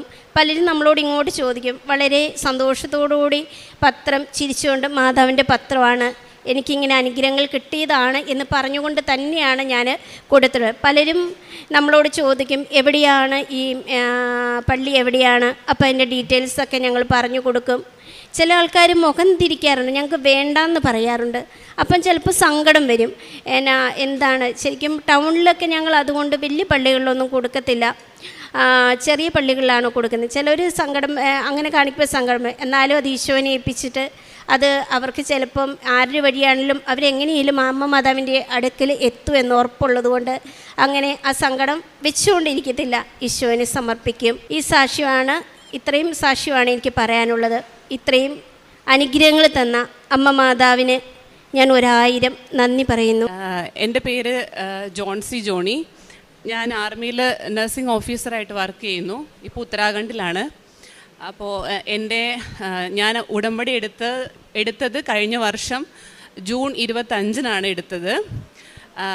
എന്തിനാന്ന് വെച്ച് കഴിഞ്ഞാൽ എൻ്റെ ആദ്യത്തെ കുട്ടി ഉണ്ടായിട്ട് 3 വർഷത്തിന് ശേഷം ഞാൻ രണ്ടാമത്തെ കുട്ടിക്ക് വേണ്ടിയിട്ട് പ്രാർത്ഥിച്ചൊരുങ്ങി 2 വർഷത്തോളം പ്രാർത്ഥിച്ച് ഒരുങ്ങിയിട്ടും എനിക്കൊരു നോർമലി കൺസീവ് ചെയ്യാൻ പറ്റിയില്ല. അപ്പോൾ ഞാൻ ഡോക്ടറുടെ അടുത്ത് പോയി. അപ്പോൾ എന്നോട് പറഞ്ഞു എൻ്റെ റൈറ്റ് സൈഡിൽ ഫെലോപ്പിയൻ ട്യൂബിന് ബ്ലോക്ക് ഉണ്ട്, പിന്നെ പ്രഗ്നൻസിക്ക് ആവശ്യമായിട്ടുള്ള ഹോർമോൺ അതെൻ്റെ ശരീരത്തിൽ വളരെ കുറവാണ്. അപ്പോൾ അതുകൊണ്ടൊരു നെക്സ്റ്റ് ഒരു പ്രഗ്നൻസി പോസിബിൾ അല്ല എന്നാണ് എന്നോട് ഡോക്ടർ പറഞ്ഞത്. അപ്പോൾ അവർ കുറേ ട്രീറ്റ്മെൻറ്റുകൾ പറഞ്ഞു, ചികിത്സകൾ പറഞ്ഞു തന്നു, IUI ട്രീറ്റ്മെൻറ്റ്, IVF എല്ലാം പറഞ്ഞു. ഞാനതിൽ 2 IUI ചെയ്തു. അതിൽ ആദ്യത്തെ IUI ഫെയിലായി, സെക്കൻഡ് IUI ചെയ്തു. അത് എനിക്ക് എൻ്റെ യൂറിൻ പ്രഗ്നൻസി ടെസ്റ്റ് പോസിറ്റീവ് കാണിച്ചു, അത്ര മാത്രമേ ഉണ്ടായിരുന്നുള്ളൂ. അത് മുന്നോട്ട് ഒരു സക്സസ് ആയിട്ട് പോകാൻ പറ്റിയില്ല. അതൊരു 4 വീക്സ് ആയപ്പോഴത്തേക്കും തന്നെ അത് അബോർഷനായി. അതിനുശേഷവും ഞാൻ ഒത്തിരി ടാബ്ലറ്റ്സ് എല്ലാം എടുത്തു. പിന്നെ കുറേ ബോഡി വീക്കാവാൻ തുടങ്ങി. ഏകദേശം ഒരു 2 വർഷത്തോളം ഞാൻ ട്രീറ്റ്മെൻറ്റ് എടുത്തു. എന്നിട്ടും എനിക്ക് കൺസീവ് ചെയ്യാൻ പറ്റിയില്ല നോർമലി. അപ്പോൾ ഞാൻ വിചാരിച്ചു ഓക്കെ, ദൈവം എനിക്ക് ഒരു കുഞ്ഞിനെ ആയിരിക്കും, അപ്പോൾ കുഴപ്പമില്ല, ഞാൻ മുന്നോട്ടിങ്ങനെ പോകാം, ഒരു കുഞ്ഞുങ്ങളില്ലാത്ത എത്ര ദമ്പതികളുണ്ട്, അങ്ങനെ ഞാൻ വിചാരിച്ചു. പിന്നെയും വിചാരിച്ചു എന്നാലും കുഴപ്പമില്ല, പ്രാർത്ഥിക്കാം. പ്രാർത്ഥനയിൽ കൈവിടാതെ ഞങ്ങൾ 2 പേരും ഒരുമിച്ച് നിന്നു. നോർമലി ദൈവം മാതാവ് തരുവാണെങ്കിൽ തരട്ടെ, അങ്ങനെ വിചാരിച്ചു. അങ്ങനെ ഞാൻ കൃപാസനത്തെ പറ്റി അറിഞ്ഞു. ട്രീറ്റ്മെൻ്റ് എല്ലാം ഞാൻ കംപ്ലീറ്റ് ആയിട്ട് ഒഴിവാക്കി. ഞാനിവിടെ വരുന്നതിന് ഒരു 3 മാസം മുന്നേ ഞാൻ ട്രീറ്റ്മെൻ്റ് എല്ലാം ഞാൻ നിർത്തി, ഒന്നും വേണ്ട. കാരണം കുറേ വർഷമായല്ലോ ഇതെല്ലാം ചെയ്യുന്നു, അപ്പോൾ അതൊന്നും വേണ്ട, ഞാൻ ഇനി പ്രാർത്ഥിച്ച് മാതാവിലൂടെ അമ്മ എനിക്ക് എന്തായാലും ഒരു കുഞ്ഞിനെ തരും എന്നൊരു വിശ്വാസത്തോടെ ഞാൻ കൃപാസനത്തിലേക്ക് വന്നു. കഴിഞ്ഞ വർഷമാണ് ഞാൻ വന്നത്. കഴിഞ്ഞ വർഷം ജൂൺ 25 ഞാനിവിടെ വന്ന് ഉടമ്പടി എടുത്ത് ഞാൻ പോയി, ജോലി സ്ഥലത്തേക്ക് പോയി. അവിടെ ഞാൻ 3 മാസം, എൻ്റെ ഉടമ്പടി തീർന്നു. 3 മാസത്തെ ഉടമ്പടി എടുത്ത് ഉടമ്പടി കഴിഞ്ഞ് പിന്നത്തെ നെക്സ്റ്റ് മന്ത് 4th മന്തിൽ എൻ്റെ UPT പോസിറ്റീവായി. അപ്പോൾ UPT പോസിറ്റീവായി. പിന്നെ അതിലൊരു സ്കാൻ, ഡോക്ടർ പറഞ്ഞു നമുക്കൊരു സ്കാൻ ചെയ്ത് കൺഫേം ചെയ്യാനേ പറ്റത്തുള്ളൂ, കാരണം ഇങ്ങനെ റെക്കറൻ്റ് ആയിട്ടുള്ള ഇടയ്ക്കുള്ള അബോഷൻസൊക്കെ, അതുകൊണ്ട് അവർ സ്കാൻ ചെയ്ത് നോക്കാം, എന്നിട്ടേ നമുക്കതൊരു കൺഫർമേഷനായിട്ട് പറയാൻ പറ്റൂ, ഹെൽത്തി ആണോ എന്ന് പറയാൻ പറ്റുള്ളൂ എന്ന്. അങ്ങനെ ഞാൻ സ്കാൻ ചെയ്തു. അപ്പോഴും ഞാൻ പ്രാർത്ഥിച്ചു. ഞങ്ങൾ ഇവിടുത്തെ വെഞ്ചരിച്ച ഉപ്പ്, തൈലം, തിരികളെല്ലാം തന്നെ വെച്ച് മുടങ്ങാതെ ഞങ്ങൾ 2 പേരും പ്രാർത്ഥിച്ചു. മൂത്തവനുണ്ട്, അവനും ഉണ്ടായിരുന്നു, അവനും പ്രാർത്ഥിക്കുമായിരുന്നു. തിരിയെല്ലാം കത്തിച്ച് ബൈബിൾ വായിക്കുമായിരുന്നു. എനിക്ക് ഡ്യൂട്ടീൻ്റെ ഇടയിൽ പോലും ഞാൻ ബൈബിൾ വായിക്കുമായിരുന്നു. അങ്ങനെ പ്രാർത്ഥിച്ചു, ഒരുങ്ങി. അപ്പോൾ എൻ്റെ ഫസ്റ്റ് സ്കാനിങ്ങിൽ അത് ഓക്കെ ആയി, കുഴപ്പമില്ല, ഹെൽത്തിയാണ്, മുന്നോട്ട് പോവാൻ, ഹാർട്ട് ബീറ്റ് എല്ലാം ഉണ്ട്. അങ്ങനെ എനിക്ക് ആ ഒരു അത്ഭുതം മാതാവ് എനിക്ക് തന്നു കൃപാസനത്തിലൂടെ. അതുവഴി ഇപ്പോൾ ഞാൻ എൻ്റെ കയ്യിലിരിക്കുന്ന കുഞ്ഞ്, ഇതാണ് എൻ്റെ രണ്ടാമത്തെ എൻ്റെ മാതാവ് എനിക്ക് തന്ന അത്ഭുതം. ഇവന് ഈ വർഷം ജൂൺ 5-ാം തീയതിയാണ് ഇവൻ ഉണ്ടായത്. ഇപ്പോൾ അവന് 5 മന്ത്സായി. ഇവൻ്റെ പേര് നെയ്തൻ ജോണാണ്. അതിൻ്റെ അർത്ഥം തന്നെ ഗിഫ്റ്റ് ഓഫ് ഗോഡാണ്, അതായത് ദൈവം തന്നൊരു സമ്മാനമാണ് ഇവന്. അപ്പോൾ എനിക്ക് കൃപാസനത്തിലൂടെ മാതാവ് എനിക്ക് തന്ന അത്ഭുതം അത് തന്നെയാണ് ഇവൻ. അതുകൊണ്ട് ഞാൻ പറഞ്ഞു മാതാവിനോട്, മാതാവെ ഞങ്ങൾ ഇവിടെ വന്ന് കുഞ്ഞുമായിട്ട് വന്ന് മാതാവിൻ്റെ അടുത്ത് പറയും, മാതാവിന് ഞാൻ നന്ദി പറയും. ഇവിടെ വന്ന് അൾത്താരയിൽ വന്ന് അന്ന് ഞാനിവിടെ ഒന്ന് ഇറങ്ങി പോകുമ്പോൾ ഞാൻ പറഞ്ഞു, ഞാനൊരു ദിവസം കുഞ്ഞിനെയും പിടിച്ചിവിടെ നിന്ന് ഈ അൾത്താരയിൽ നിന്ന് ഞാനും സാക്ഷ്യം പറയുമെന്ന്. അതേപോലെ സംഭവിച്ചു. ഈ ഒരു ദിവസം അതേപോലെ എനിക്കും എൻ്റെ ജീവിതത്തിലും സംഭവിച്ചു. കുഞ്ഞിനെ കയ്യിൽ പിടിച്ച്, അവനിപ്പോൾ ഒരു കുഴപ്പമില്ല. ഇത്രയും നേരം അവൻ കരയുമായിരുന്നു, ഇപ്പോൾ അവനൊരു കുഴപ്പമില്ല മാതാവിൻ്റെ അടുത്ത് വന്ന് ഇവിടെ ഇങ്ങനെ പറയുമ്പോൾ. അപ്പോൾ ഇതെല്ലാം മാതാവിൻ്റെ അനുഗ്രഹമാണ്. എനിക്കിതെല്ലാം പറയാൻ പറ്റി, അല്ലെങ്കിൽ അവൻ കരയും. ഇപ്പോൾ ഒരു കുഴപ്പമില്ലാണ്ട് അവനെനിക്ക് പറയാനുള്ളത് ഒരു അത്ഭുതമായിട്ട് തന്നു. ഇത്രയും ആൾക്കാരുടെ മുന്നിൽ മാതാവിനെ പറ്റി എനിക്ക് പറയാൻ പറ്റി. അപ്പോൾ എല്ലാവരും, എനിക്കിതിൽ നിന്ന് പറയാനുള്ളതെന്ന് വെച്ചാൽ, ആരും വിഷമിക്കേണ്ട ആവശ്യമൊന്നുമില്ല. ദൈവത്തിൽ വിശ്വസിക്കുക. മാതാവ് എന്തായാലും, മാതാവ് വഴി നമ്മൾ വിചാരിക്കുന്ന എല്ലാ കാര്യങ്ങളും നമുക്ക് എന്തായാലും നമ്മുടെ ജീവിതത്തിൽ അത്ഭുതങ്ങൾ തരും. അത് ചിലപ്പം ഇന്ന് കിട്ടില്ല, നാളെ കിട്ടില്ല, കുറച്ച് സമയം വൈകിട്ടാണെങ്കിലും നമ്മുടെ ജീവിതത്തിൽ എന്തായാലും കിട്ടും. അതിനുള്ള ഒരു തെളിവാണ് എൻ്റെ ജീവിതത്തിൽ സംഭവിച്ചതാണ് ഇവൻ. അതുകൊണ്ട് ആരും വിഷമിക്കരുത്. എല്ലാവർക്കും മാതാവ് എന്തായാലും എല്ലാ സഹായവും എല്ലാ അനുഗ്രഹങ്ങളും തരും. അതാണ് എൻ്റെ ജീവിതത്തിൽ ഉണ്ടായിരിക്കുന്നത്. എല്ലാവർക്കും അതുപോലെ കിട്ടുമെന്ന് എനിക്ക് ഉറപ്പുണ്ട്. അതുകൊണ്ട് എല്ലാ പ്രാവശ്യവും പറ്റുന്നത് പോലെ ഇവിടെ വരാൻ പറ്റും എന്ന് ഞാൻ വിശ്വസിക്കുന്നു. ഇവനെയും കൊണ്ട് ഇവന് ഉണ്ടാകാൻ വേണ്ടിയിട്ടും അതിന് മുന്നേയൊക്കെ അടുത്തുള്ള വീട്ടിൽ രോഗിയായിട്ട് കിടക്കുന്ന ഒരു ചേച്ചിയുണ്ട്. ആ ചേച്ചിക്ക് ആരുമില്ല, മകൻ മാത്രമാണുള്ളത്. മകൻ കല്യാണമൊന്നും കഴിച്ചിട്ടില്ല. അപ്പം മകനാണ് നോക്കുന്നത്, കല്യാണം പോലും കഴിക്കാണ്ട് മകനാണ് നോക്കുന്നത്. മകൾ കല്യാണം കഴിച്ചു വിട്ടു. പിന്നെ ഹസ്ബൻഡിനാണെങ്കിൽ മെൻ്റലി കുറച്ച് ചലഞ്ചഡ് ആയിട്ടുള്ള ആളാണ്. അപ്പം പുള്ളിക്ക് നോക്കാൻ പറ്റില്ല. അപ്പം അങ്ങനെ ഞാൻ വരുമ്പോൾ എന്നെ കൊണ്ട് പറ്റുന്ന സഹായം ഞാൻ അവർക്ക് ചെയ്തു കൊടുത്തിട്ടുണ്ട്. പിന്നെ അത് മാത്രമല്ല, ഇവന് ഉണ്ടായി കഴിയുമ്പം ഞാൻ ചെറിയ ചെറിയ സഹായങ്ങളെല്ലാം പള്ളി വഴി ചെയ്യാമെന്നെല്ലാം ഞാൻ പറഞ്ഞിട്ട് അതെല്ലാം ഞാൻ ചെയ്തിട്ടുണ്ട്. നേർച്ചകളുണ്ടായിരുന്നു, അതെല്ലാം ചെയ്തു. അഗതി മന്ദിരത്തിൽ സഹായങ്ങൾ എന്നെ കൊണ്ട് പറ്റുന്നതുപോലെ ഞാൻ കാരുണ്യം എല്ലാം ചെയ്തു കൊടുത്തിട്ടുണ്ട്. ജീവിതത്തിൽ എനിക്ക് വന്ന മാറ്റം എന്ന് പറഞ്ഞാൽ കൂടുതൽ വിശ്വാസം വന്നു. ഞാൻ എപ്പോഴും ഈശോ ഈശോ എന്ന് പറഞ്ഞ് പ്രാർത്ഥിക്കുമായിരുന്നു. എല്ലാം ദൈവം കേൾക്കുന്നുണ്ടല്ലോ, ആര് വഴിയാണെങ്കിലും ദൈവത്തിൻ്റെ അടുത്തേക്കാണല്ലോ എത്തുന്നത്. അപ്പം ഇവിടെ വന്നപ്പോൾ എനിക്ക് മാതാവിലേക്ക് ഒത്തിരി, മാതാവ് എന്തായാലും ഒരു ശക്തിയുണ്ട് മാതാവിന്. അപ്പോൾ ഇപ്പം ഞാൻ മാതാവും ഈശോ രണ്ടുപേരും ഒരേപോലെയായിട്ട് നിൽക്കുന്നു. മാതാവിലേക്കാണ് കുറച്ചും കൂടിയും എനിക്ക് ഒരത്ഭുതം തന്നതുകൊണ്ട് മാതാവിലേക്കാണ് കൂടുതലായിട്ട് എനിക്കൊരു ഉള്ളത്, വിശ്വാസമുള്ളത്. മാതാവ് ഈശോ രണ്ടുപേരും. പക്ഷേ ഇങ്ങനെ ഒരു അത്ഭുതം തന്നതിൽ ഞാൻ മാതാവിനോട് ഒത്തിരി നന്ദി പറയുന്നു, ഞാനും എൻ്റെ കുടുംബവും. ആത്മീയ ജീവിതത്തിൽ എനിക്ക് കൂടുതൽ പ്രാർത്ഥന, അതായത് പള്ളിയിൽ കുറച്ചും കൂടിയൊക്കെ സജീവമായിട്ട് പങ്കെടുക്കാൻ പറ്റുന്നുണ്ട്, പ്രാർത്ഥനകളിൽ. അതൊക്കെയാണ് എനിക്ക് വന്ന മാറ്റം. കൂടുതൽ ദൈവത്തോട് അടുക്കാനും മാതാവിനോട് കൂടുതൽ കൊന്തയൊക്കെ ചെല്ലാൻ വേണ്ടി എനിക്ക് ഫ്രീ ടൈം കിട്ടുമ്പോഴൊക്കെ എത്ര 10 നന്മ നിറഞ്ഞ ചെല്ലിയില്ലെങ്കിലും പറ്റുന്നത് പോലെ ടൈം അനുസരിച്ച് ഞാൻ ചെല്ലാനൊക്കെ ശ്രമിക്കുന്നു. കൊന്ത കയ്യിൽ ആദ്യം അങ്ങനെയൊന്നും ഉണ്ടായിരുന്നില്ല, കൊന്ത എപ്പോഴും കയ്യിലൊന്നും പിടിക്കാറുണ്ടായിരുന്നില്ല. ഇപ്പം മാക്സിമം എൻ്റെ ബാഗിൽ അല്ലെങ്കിൽ എൻ്റെ പോക്കറ്റിലുണ്ടാവും കൊന്ത.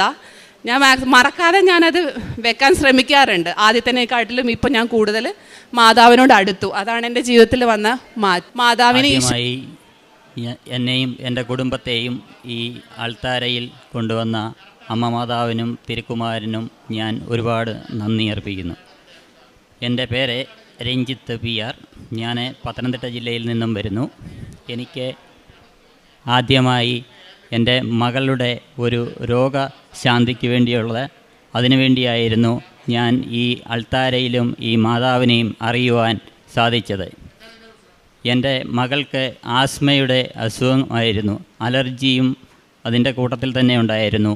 ഞാൻ ഒരുപാട് നാളായിട്ട് കുറേ ഹോസ്പിറ്റലുകളിലും കയറി പലതവണ പല ഡോക്ടർമാരെ കാണിച്ചും എൻ്റെ എല്ലാ ബുദ്ധിമുട്ടുകളും പ്രയാസങ്ങളും അത് ഡോക്ടർമാരുടെ അടുത്തും സംസാരിച്ചു. എല്ലാ കാര്യങ്ങളും അവരുടെ അടുത്ത് പറഞ്ഞ് 4 ദിവസം കൂടുമ്പോഴും അതിനെ ആശുപത്രിയിൽ കൊണ്ടുപോയി ഡിസ്ചാർജ് ചെയ്ത് 5ഉം 6ഉം ദിവസം കഴിയുമ്പം ഹോസ്പിറ്റലിൽ നിന്ന് ഡിസ്ചാർജ് ചെയ്ത് കഴിഞ്ഞിട്ട് വീണ്ടും വീട്ടിൽ വന്നു കഴിഞ്ഞിട്ട് വീണ്ടും 1 ദിവസം കഴിയുമ്പോഴത്തേന് വീണ്ടും ഹോസ്പിറ്റലിൽ കൊണ്ടുപോകേണ്ടിയ അനുഭവമായിരുന്നു എനിക്കുണ്ടായിരുന്നത്. ഞാൻ എറണാകുളം അമൃത ഹോസ്പിറ്റലിൽ ആദ്യമായി കൊണ്ടുപോയി കഴിഞ്ഞ് അവിടുന്നെയാണ് ഈ രോഗം എനിക്ക് ഡോക്ടർമാർ പറഞ്ഞു തരുന്നതും മനസ്സിലാക്കി തരുന്നതും. അത് കഴിഞ്ഞിട്ട് ഞാൻ കോട്ടയം മെഡിക്കൽ കോളേജിൽ കൊണ്ടുപോയി മകളെ. അത് കഴിഞ്ഞിട്ട് അവിടുന്ന് കോഴഞ്ചേരി മുത്തൂറ്റ് കൊണ്ടുവന്നു. അത് കഴിഞ്ഞ് പത്തനംതിട്ട കാണിച്ചു. അങ്ങനെ ലാസ്റ്റിൽ ഞങ്ങളെ അടുത്ത ഏരിയ ആയതുകൊണ്ട് റാന്നിയിലെ ആശുപത്രിയിൽ കൊണ്ടുപോയി. അവിടെ വെച്ച് ഒരു മർത്തോമ്മ ഹോസ്പിറ്റലിൽ അവിടെ പീഡിയാട്രിഷ്യനായിട്ട് ജോലി ചെയ്യുന്ന ഒരു ഡോക്ടറാണ് എനിക്ക് ഒരു പത്രം കൊണ്ടുവന്നിട്ട് ആദ്യം ഇത് എൻ്റെ അടുത്ത് തന്നു. അപ്പം ഉടമ്പടി എടുക്കണം എന്ന് എനിക്കറിയില്ല. അപ്പോൾ ഈ പത്രം ഞാൻ വായിച്ചിട്ടുണ്ട് ഇതിനു മുമ്പായിട്ട്. ഹോസ്പിറ്റലിലിരിക്കുമ്പോഴും പ്രാർത്ഥനയ്ക്ക് കൂടുമ്പോഴും എപ്പോഴും എന്നെ ഈ പത്രം കൊണ്ടു തരുമ്പോൾ അത് ഞാൻ വെറുതെ ഇരിക്കുമ്പോൾ അങ്ങനെ വായിച്ച് എനിക്ക് ഓർമ്മയുണ്ട്. അപ്പം ഞാൻ ഈ ആശുപത്രിയിൽ വെള്ളമെടുക്കാനും അതിനും ഇതിനുമൊക്കെ ഇങ്ങനെയായിട്ട് വരുമ്പോൾ ഞാൻ ഈ പത്രം ഓരോന്ന് എടുത്തുകൊണ്ട് റൂമിൽ കൊണ്ടുപോയിട്ട് ഇത് വായിക്കുമായിരുന്നു. അപ്പം അവിടുന്ന് ഒരു കുറവുമില്ല. കുറവ് വരാതിരുന്ന് കഴിഞ്ഞിട്ട് ഡോക്ടർമാർ 2-3 ഡോക്ടർമാർ വന്നിട്ട് കുഞ്ഞിന് കുറവില്ലാതെ ടാബ്ലറ്റ് കൊടുക്കുന്നു, ഇഞ്ചക്ഷൻ കൊടുക്കുന്നു. രാത്രിയിൽ 1:30-2 മണിയാവുമ്പോഴത്തേന് മകൾക്ക് കൂടുകയാണ്, വേറെ ഹോസ്പിറ്റലിൽ കൊണ്ടുപോകണം. ആ സ്റ്റേജ് വന്ന് അതുപോലെ ഇരിക്കുന്ന സമയത്തും നമുക്കും ആകെപ്പാടെ എല്ലാ വെപ്രാളവും ഇതുണ്ടാകാറുണ്ട്. ലാസ്റ്റിൽ എൻ്റെ അടുത്ത് ഡോക്ടർ ഒരു ദിവസം രാവിലെ 10 മണിക്ക് കൗൺസിലിങ്ങിന് വന്നു കഴിഞ്ഞപ്പം ഡോക്ടർ എൻ്റെ അടുത്ത് പറഞ്ഞു, രഞ്ജിത്ത് ഇങ്ങോട്ട് വന്ന് ഈ പത്രം എടുത്ത് എനിക്ക് തന്നിട്ട് പറഞ്ഞു, ഇതുപോലെ കൃപാസനം എന്നൊരു സ്ഥലമുണ്ട്, അത് എനിക്കറിയില്ല, ആലപ്പുഴ ജില്ലയിലാണ്, അമ്മ മാതാവിൻ്റെയാണ്. ഈ കാര്യങ്ങളെല്ലാം എൻ്റെ അടുത്ത് ഡോക്ടർ പറഞ്ഞു. ഡോക്ടർ പറഞ്ഞതിൻ്റെ പേരിലും എനിക്ക് ഒന്നും പിടികിട്ടുന്നില്ല. കാരണം എന്ന് പറഞ്ഞു കഴിഞ്ഞാൽ എനിക്ക് ഉടമ്പടി എടുക്കണമെന്ന് പറഞ്ഞു കഴിഞ്ഞപ്പം അതിനെപ്പറ്റി എനിക്കൊരു ധാരണയില്ല. കാരണം എനിക്കത് അറിയത്തില്ല. ഉടമ്പടി എന്താണെന്ന് എനിക്ക് പറയാനും അറിയില്ല. ഉടമ്പടി എന്നുള്ള ഒരു വാക്ക് കേട്ടപ്പം അതിൽ ഉടമ്പടി എന്താണ്, അല്ലെ ഇതിൻ്റെ പൊരുളെന്താണെന്ന് എനിക്ക് മനസ്സിലാക്കാൻ പറ്റുന്നില്ലായിരുന്നു.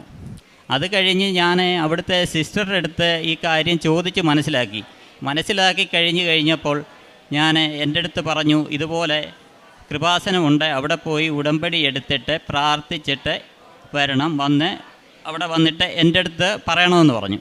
ഞാൻ അതും പ്രകാരം ഇവിടെ വന്നിട്ട് ഉടമ്പടി എടുക്കാൻ അവിടെ വന്ന് മാതാവിൻ്റെ അടുത്ത് ഞാൻ പ്രാർത്ഥിച്ച് അവിടുന്ന് ഉള്ളിൽ കയറി അൾത്താരയുടെ ഇവിടെ വന്നിട്ട് ഞാൻ മുട്ടുകുത്തി പ്രാർത്ഥിച്ച് കഴിഞ്ഞിട്ട് എൻ്റെ അടുത്ത് ഇവിടെ നിന്ന് ഒരു സിസ്റ്റർ ചോദിച്ചു, എന്താണ് കാര്യമെന്ന് ചോദിച്ചു.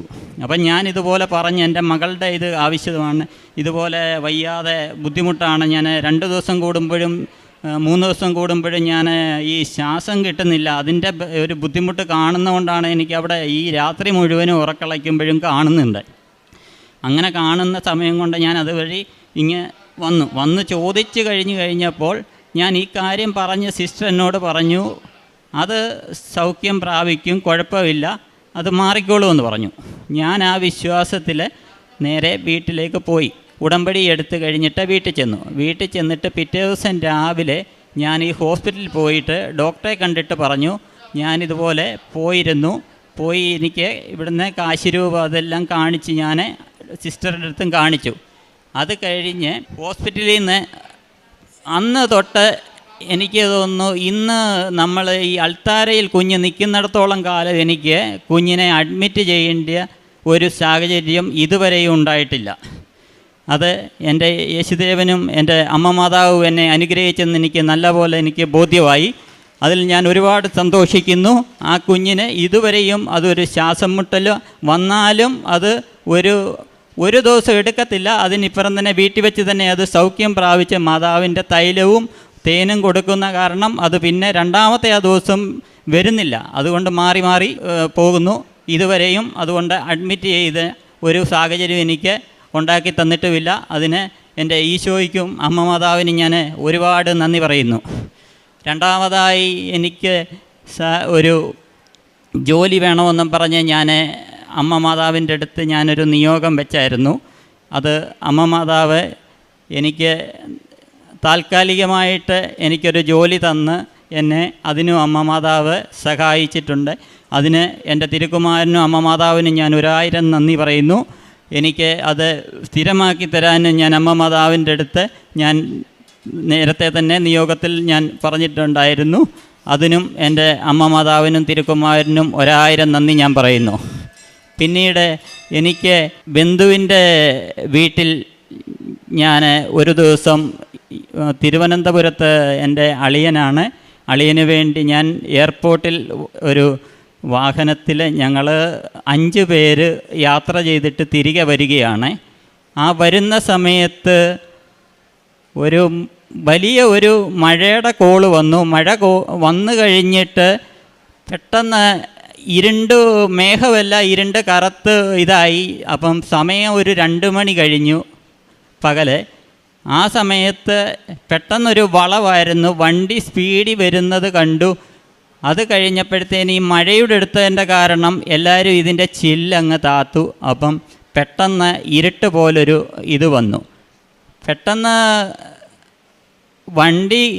പെട്ടെന്നാണ് വണ്ടി കൺട്രോൾ തിരിഞ്ഞിട്ട് നേരെ റോഡിൽ കിടന്ന് 3 വട്ടം കറങ്ങിക്കഴിഞ്ഞിട്ട് ഇത് മുന്നോട്ട് ദിശ പോകേണ്ട ദിശ നേരെ ഓപ്പോസിറ്റായിട്ട് അപ്പം അതിനകത്തിരുന്നിട്ട് എൻ്റെ വണ്ടിയിൽ ഞാൻ അമ്മ മാതാവിൻ്റെ ഫോട്ടോ മുന്നിൽ വെച്ചിട്ടുണ്ട്.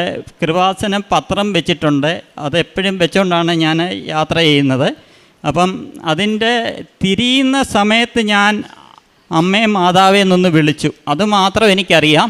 അപ്പം ഈ വണ്ടി പുറമോട്ട് കണ്ടു. ഉരുണ്ട് കഴിഞ്ഞിട്ട് ഒരു 40 അടി താഴ്ചയുള്ള ഒരു കൊക്കയിലേക്കാണ് ഇത് മറിയുന്നത്. അതിനകത്ത് കൊച്ചു പിള്ളേർ 7 വയസ്സുള്ളതും 12 വയസ്സുള്ളതും 2 കുഞ്ഞുങ്ങളുമുണ്ട്. ബാക്കി ഞങ്ങൾ 3 പേരാണ്. അപ്പം 5 പേരാണ്. അപ്പം അമ്മയെന്ന് ഞാൻ വിളിച്ചു. ആ വിളി അമ്മ കേട്ടു. ആ കേൾവി കൊണ്ട് അമ്മ ആ വണ്ടി ആ കൊക്കയിലോട്ട് പുറകോട്ട് തന്നെ ചെറുകെ ഉരുളാൻ തുടങ്ങി. അപ്പോൾ ഈ ഉരുളുന്നതും എനിക്കറിയാം. 40 അടി വരെ ആ വണ്ടി ഉരുണ്ട് താഴെ നിലം പതിച്ചില്ല. പടങ്ങലിൽ വന്നിട്ട് അവിടെ പുറമോട്ട് പോകാതെ അവിടെ സ്റ്റോപ്പായി കഴിഞ്ഞപ്പോഴത്തേന് 40 അടിയോളം താഴ്ചയിലായി കഴിഞ്ഞപ്പോഴാണ് ഈ മക്കൾ 2 പേരും ആ സമയത്താണ് എന്താ മാമാന്ന് ചോദിച്ചു. ഞാൻ പറഞ്ഞു, ഒന്നുമില്ല കുഞ്ഞെ, നമ്മൾ അമ്മ മാതാവ് മുന്നിൽ അമ്മ മാതാവിൻ്റെ ആ ഫോട്ടോ ഒരു ചലനം പോലും ഇല്ലാതെ ഈ 40 അടി പോയിട്ട് അതിന് തിരിവോ ഈ പത്രം മാറിപ്പോകുവോ താഴെ വീഴുകയോ അങ്ങനെയുള്ള കാര്യങ്ങളൊന്നും സംഭവിച്ചില്ല. അമ്മയെന്ന് ഞാൻ അതിനു മുമ്പ് വിളിച്ചു. ആ വിളി ഈശോയും എൻ്റെ അമ്മ മാതാവും അത് കേട്ടു. അതിനെ തിരിച്ച് ഞങ്ങൾ ഡോറ് തുറന്ന് വെളിയിൽ ഇറങ്ങിക്കഴിഞ്ഞപ്പം ആർക്കും ഒരു പോറൽ പോലും സംഭവിച്ചില്ല. ഈ 40 അടി താഴ്ചയിൽ പോയി കഴിഞ്ഞപ്പോഴും ഒരു പോറൽ പോലും കൂടാതെ ഞങ്ങൾ വീണ്ടും അമ്മ മാതാവും ഈശോയും എന്നെ അവിടെയും രക്ഷിച്ചു. അതിന് അമ്മ മാതാവിനും തിരുക്കുമാരനും ഞാൻ 1000 നന്ദി പറയുന്നു. വേറെ എനിക്ക് ഒരുപാട് സാക്ഷ്യങ്ങളായിട്ടുണ്ട്. എനിക്ക് ചെറുതും വലുതുമായിട്ടുള്ള ഒരുപാട് സാക്ഷ്യങ്ങളുണ്ട്. ഞാൻ ഒരിടെ ഇവിടുന്ന് കൃപാസനത്തിൽ നിന്ന് എനിക്ക് പത്തനംതിട്ട പോയി എൻ്റെ ശബരിമല ഏരിയയുടെ അടുത്തുനിന്നാണ് ഞാൻ വരുന്നത്. അപ്പോൾ എനിക്ക് പോകുമ്പോൾ, ഞാൻ ഇന്നും പോകുന്നത് രാത്രിയിൽ എനിക്കറിയാം 3 മണിയോളം ആകും, അല്ലെ 2 മണി സമയമാകും. കാട് വഴിയാണ് പോകുന്നത്, മൃഗങ്ങളുടെ ശല്യമുണ്ട്. ഇതെല്ലാം കാരണം കുഞ്ഞുങ്ങളെയും വെച്ചുകൊണ്ടാണ് ഞാൻ വണ്ടി പോകുന്നത്. ഞാനിപ്പം വണ്ടി കൊണ്ടിട്ടേക്കുന്നത് ചെങ്ങന്നൂർ റെയിൽവേ സ്റ്റേഷനിലാണ്. അവിടെ നിന്നാണ് ഞാൻ ട്രെയിൻ കയറി വന്നത്. ഞാൻ തിരിച്ചു പോകുമ്പോൾ ഈ കാട് വഴിയാണ് പോകുന്നത്. അങ്ങനെ ഞാൻ കഴിഞ്ഞ ഉടമ്പടി പുതുക്കിയിട്ട് തിരിച്ചു പോയി കഴിയുമ്പോൾ കാട്ടിൽ കയറാൻ 20 മിനിറ്റ് കാടിൻ്റെ വശത്തൂടെ പോയിക്കൊണ്ടിരിക്കുമ്പോൾ ആനയും അവിടെ കടുവയും എല്ലാം വരുന്ന സ്ഥലമാണ്.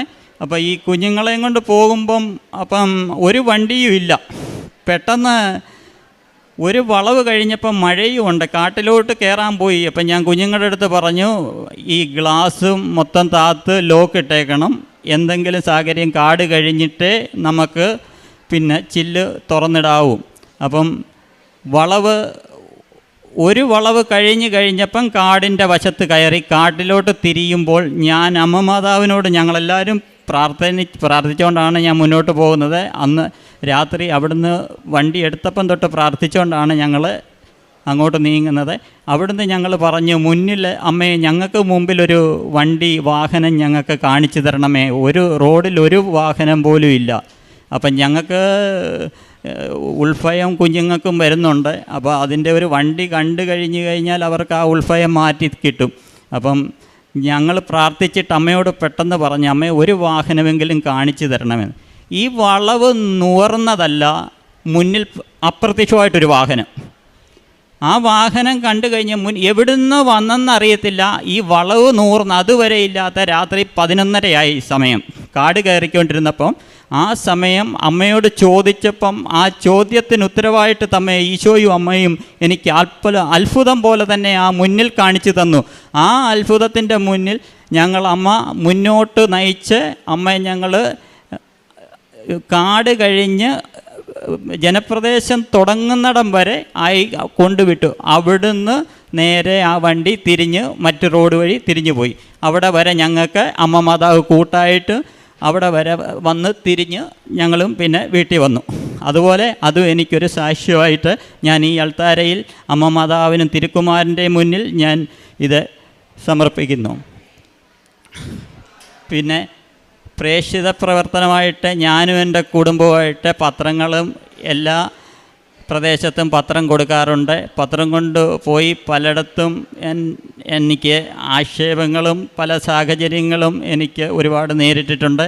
എന്നെ കളിയാക്കിയിട്ടുണ്ട്. എനിക്ക് വേണ്ടാന്ന് പറഞ്ഞ് എൻ്റെ പത്രം എടുത്ത് മാറ്റി എനിക്ക് അതിൻ്റെ ആവശ്യമില്ലെന്ന് പറഞ്ഞ ആൾക്കാർ ഈ കഴിഞ്ഞ മാസം തന്നെ ഉണ്ടായിട്ടുണ്ട്.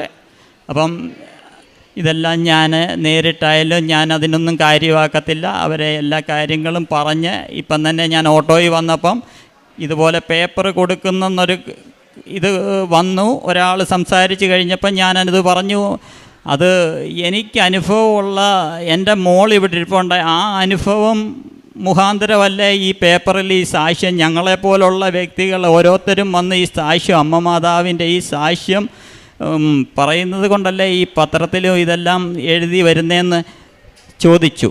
ആൾക്ക് അപ്പോഴും അത് സംശയത്തിൻ്റെ രീതിയാണ് ആളെന്നോട് പറഞ്ഞത്. ഞാനത് കാര്യമാക്കിയില്ല. ഞാൻ പറഞ്ഞു, ചേട്ടാ ഇന്ന് ഞാൻ എൻ്റെ മോടെ ഇതുപോലെ അനുഭവമുണ്ട്, ഈ കഥകളും എല്ലാം പറഞ്ഞു കൊടുത്തു. ഇതുപോലല്ലേ ഞങ്ങൾ അവിടെ ചെന്ന് സാക്ഷ്യം പറയുമ്പോഴല്ലേ അത് കള്ളമല്ലല്ലോ, അതേ രീതിയിലാണെന്ന് ഞാൻ ഒരുപാട് കാര്യങ്ങൾ പറഞ്ഞ് യേശുദേവനെയും എൻ്റെ അമ്മ മാതാവിനെയും ഞാൻ ഒരുപാട് കാര്യം പറഞ്ഞ് ആളിനെ ബോധ്യപ്പെടുത്തിയിട്ടുണ്ട്. അപ്പം എനിക്ക് ഇതുപോലെ ഓരോ അനുഭവങ്ങളും അമ്മ മാതാവ് തിരുക്കുമാരനും എൻ്റെ ജീവിതത്തിലും എൻ്റെ മക്കൾക്കും എൻ്റെ ഭാര്യയ്ക്കും എല്ലാവർക്കും അനുഭവമായി ചെറിയ ഒരുപാട് അനുഭവങ്ങൾ ഞങ്ങൾക്ക് തന്നിട്ടുണ്ട്. പ്രേക്ഷിതവേല ഞാൻ പത്രം കൊടുക്കും. പിന്നെ കാരുണ്യപ്രവൃത്തിയായിട്ട് കാല് വയ്യാത്തവർക്ക് വീൽ ചെയർ മേടിച്ച് കൊടുക്കും. പിന്നെ എനിക്ക് ആഹാരങ്ങൾ ഞങ്ങൾ പൊതികെട്ടി ഞങ്ങൾ കുടുംബത്തോടെ കുഞ്ഞുങ്ങളുമായിട്ട് കൊണ്ട് ഹോസ്പിറ്റലിലും അവിടെ പാവം പിടിച്ച ആൾക്കാർക്ക് കൊടുക്കും. പിന്നെ ഞാൻ പൈസ എടുത്തിട്ട് ആഹാരം മേടിച്ച് ആഹാരം കഴിക്കാത്ത ആൾക്കാർക്ക് അതും ചെയ്തു കൊടുക്കും. പിന്നെ എന്നെക്കൊണ്ടാകുന്ന പല കാര്യങ്ങളും ഞാൻ ചെയ്തു കൊടുക്കും. പ്രായം ചെന്ന ആൾക്കാർക്ക് ഞാൻ മരുന്നും കാര്യങ്ങളും മേടിച്ചു കൊടുക്കാറുണ്ട്. പിന്നെ ആശുപത്രിയിൽ കൊച്ചു പിള്ളേരുമായിട്ട് കിടക്കുന്ന കുട്ടികൾക്ക് ഞാൻ മരുന്നും മറ്റു കാര്യങ്ങളും അവർക്ക് വേണ്ടിയതും മേടിച്ച് കൊടുക്കാറുണ്ട്. പിന്നെ വീടുകളിൽ പ്രായമായവരുടെ അടുത്ത് ഞാൻ ഇടയ്ക്കിടയ്ക്ക് അവരവരെ കാണാൻ പോകാറുമുണ്ട്. അതുപോലെ കാരുണ്യമായിട്ട് ഇത്രയൊക്കെയാണ് എനിക്ക് ചെയ്ത് അമ്മ മാതാവ് എനിക്ക് വേണ്ടി അനുഗ്രഹം തന്നിട്ടുള്ളത്. അതിന് എൻ്റെ അമ്മ മാതാവിനും തിരുക്കുമാവനും 1000 നന്ദി ഞാൻ അർപ്പിച്ചുകൊണ്ട് ഈ സാക്ഷ്യം പ്രത്യക്ഷീകരണത്തിൻ്റെ സാക്ഷിയായി ഈ അൾത്താരയിൽ വന്ന് നിന്നുകൊണ്ട് സാക്ഷ്യം പറയുവാൻ ലഭിച്ച കൃപയ്ക്കായി അമ്മ മാതാവിനോടും ദേവകുമാരനോടുമുള്ള 1000 നന്ദി ഞാൻ കരയേറ്റുന്നു. എൻ്റെ പേര് അബിയ മരിയ ബിജ്ലി. ഞാൻ കോട്ടയം ഏറ്റുമാനൂരിൽ നിന്ന് വരുന്നു. ഞാൻ കൃപാസനത്തിൽ ഉടമ്പടി എടുത്തത് 2025 മെയ് മാസം 27-ാം തീയതിയാണ്. അതിനു മുമ്പേ എൻ്റെ അമ്മ കൃപാസനത്തിൽ ഉടമ്പടി എടുത്തായിരുന്നു. എനിക്ക് ചെറുപ്പം മുതലേ ശ്വാസം മുട്ടലുണ്ടായിരുന്നു. ഒരു 500 മീറ്റർ ഞാൻ നടക്കുമ്പോൾ തന്നെ തൊണ്ടയിൽ നിന്നും വിസിലൂതുന്ന പോലത്തെ സൗണ്ട് വരുമായിരുന്നു. ഞാൻ 2024 ജപമാല റാലിയിൽ പങ്കെടുത്ത് പ്രാർത്ഥിച്ചു. ജപമാല റാലി മുഴുവൻ ഞാൻ വിടാതെ ഞാൻ കൊന്ത ചൊല്ലി ഈശോയോട് പ്രാർത്ഥിച്ചു. അതിൻ്റെ ഫലമായി അതിൽ പിന്നെ ഇന്നേ വരെ എനിക്ക് അതുപോലത്തെ സൗണ്ടോ ബുദ്ധിമുട്ടോ ഒന്നും ഉണ്ടായിട്ടില്ല. അമ്മ മാതാവിനോട് ഈശോയോട് 1000 നന്ദി കരയേറ്റുന്നു.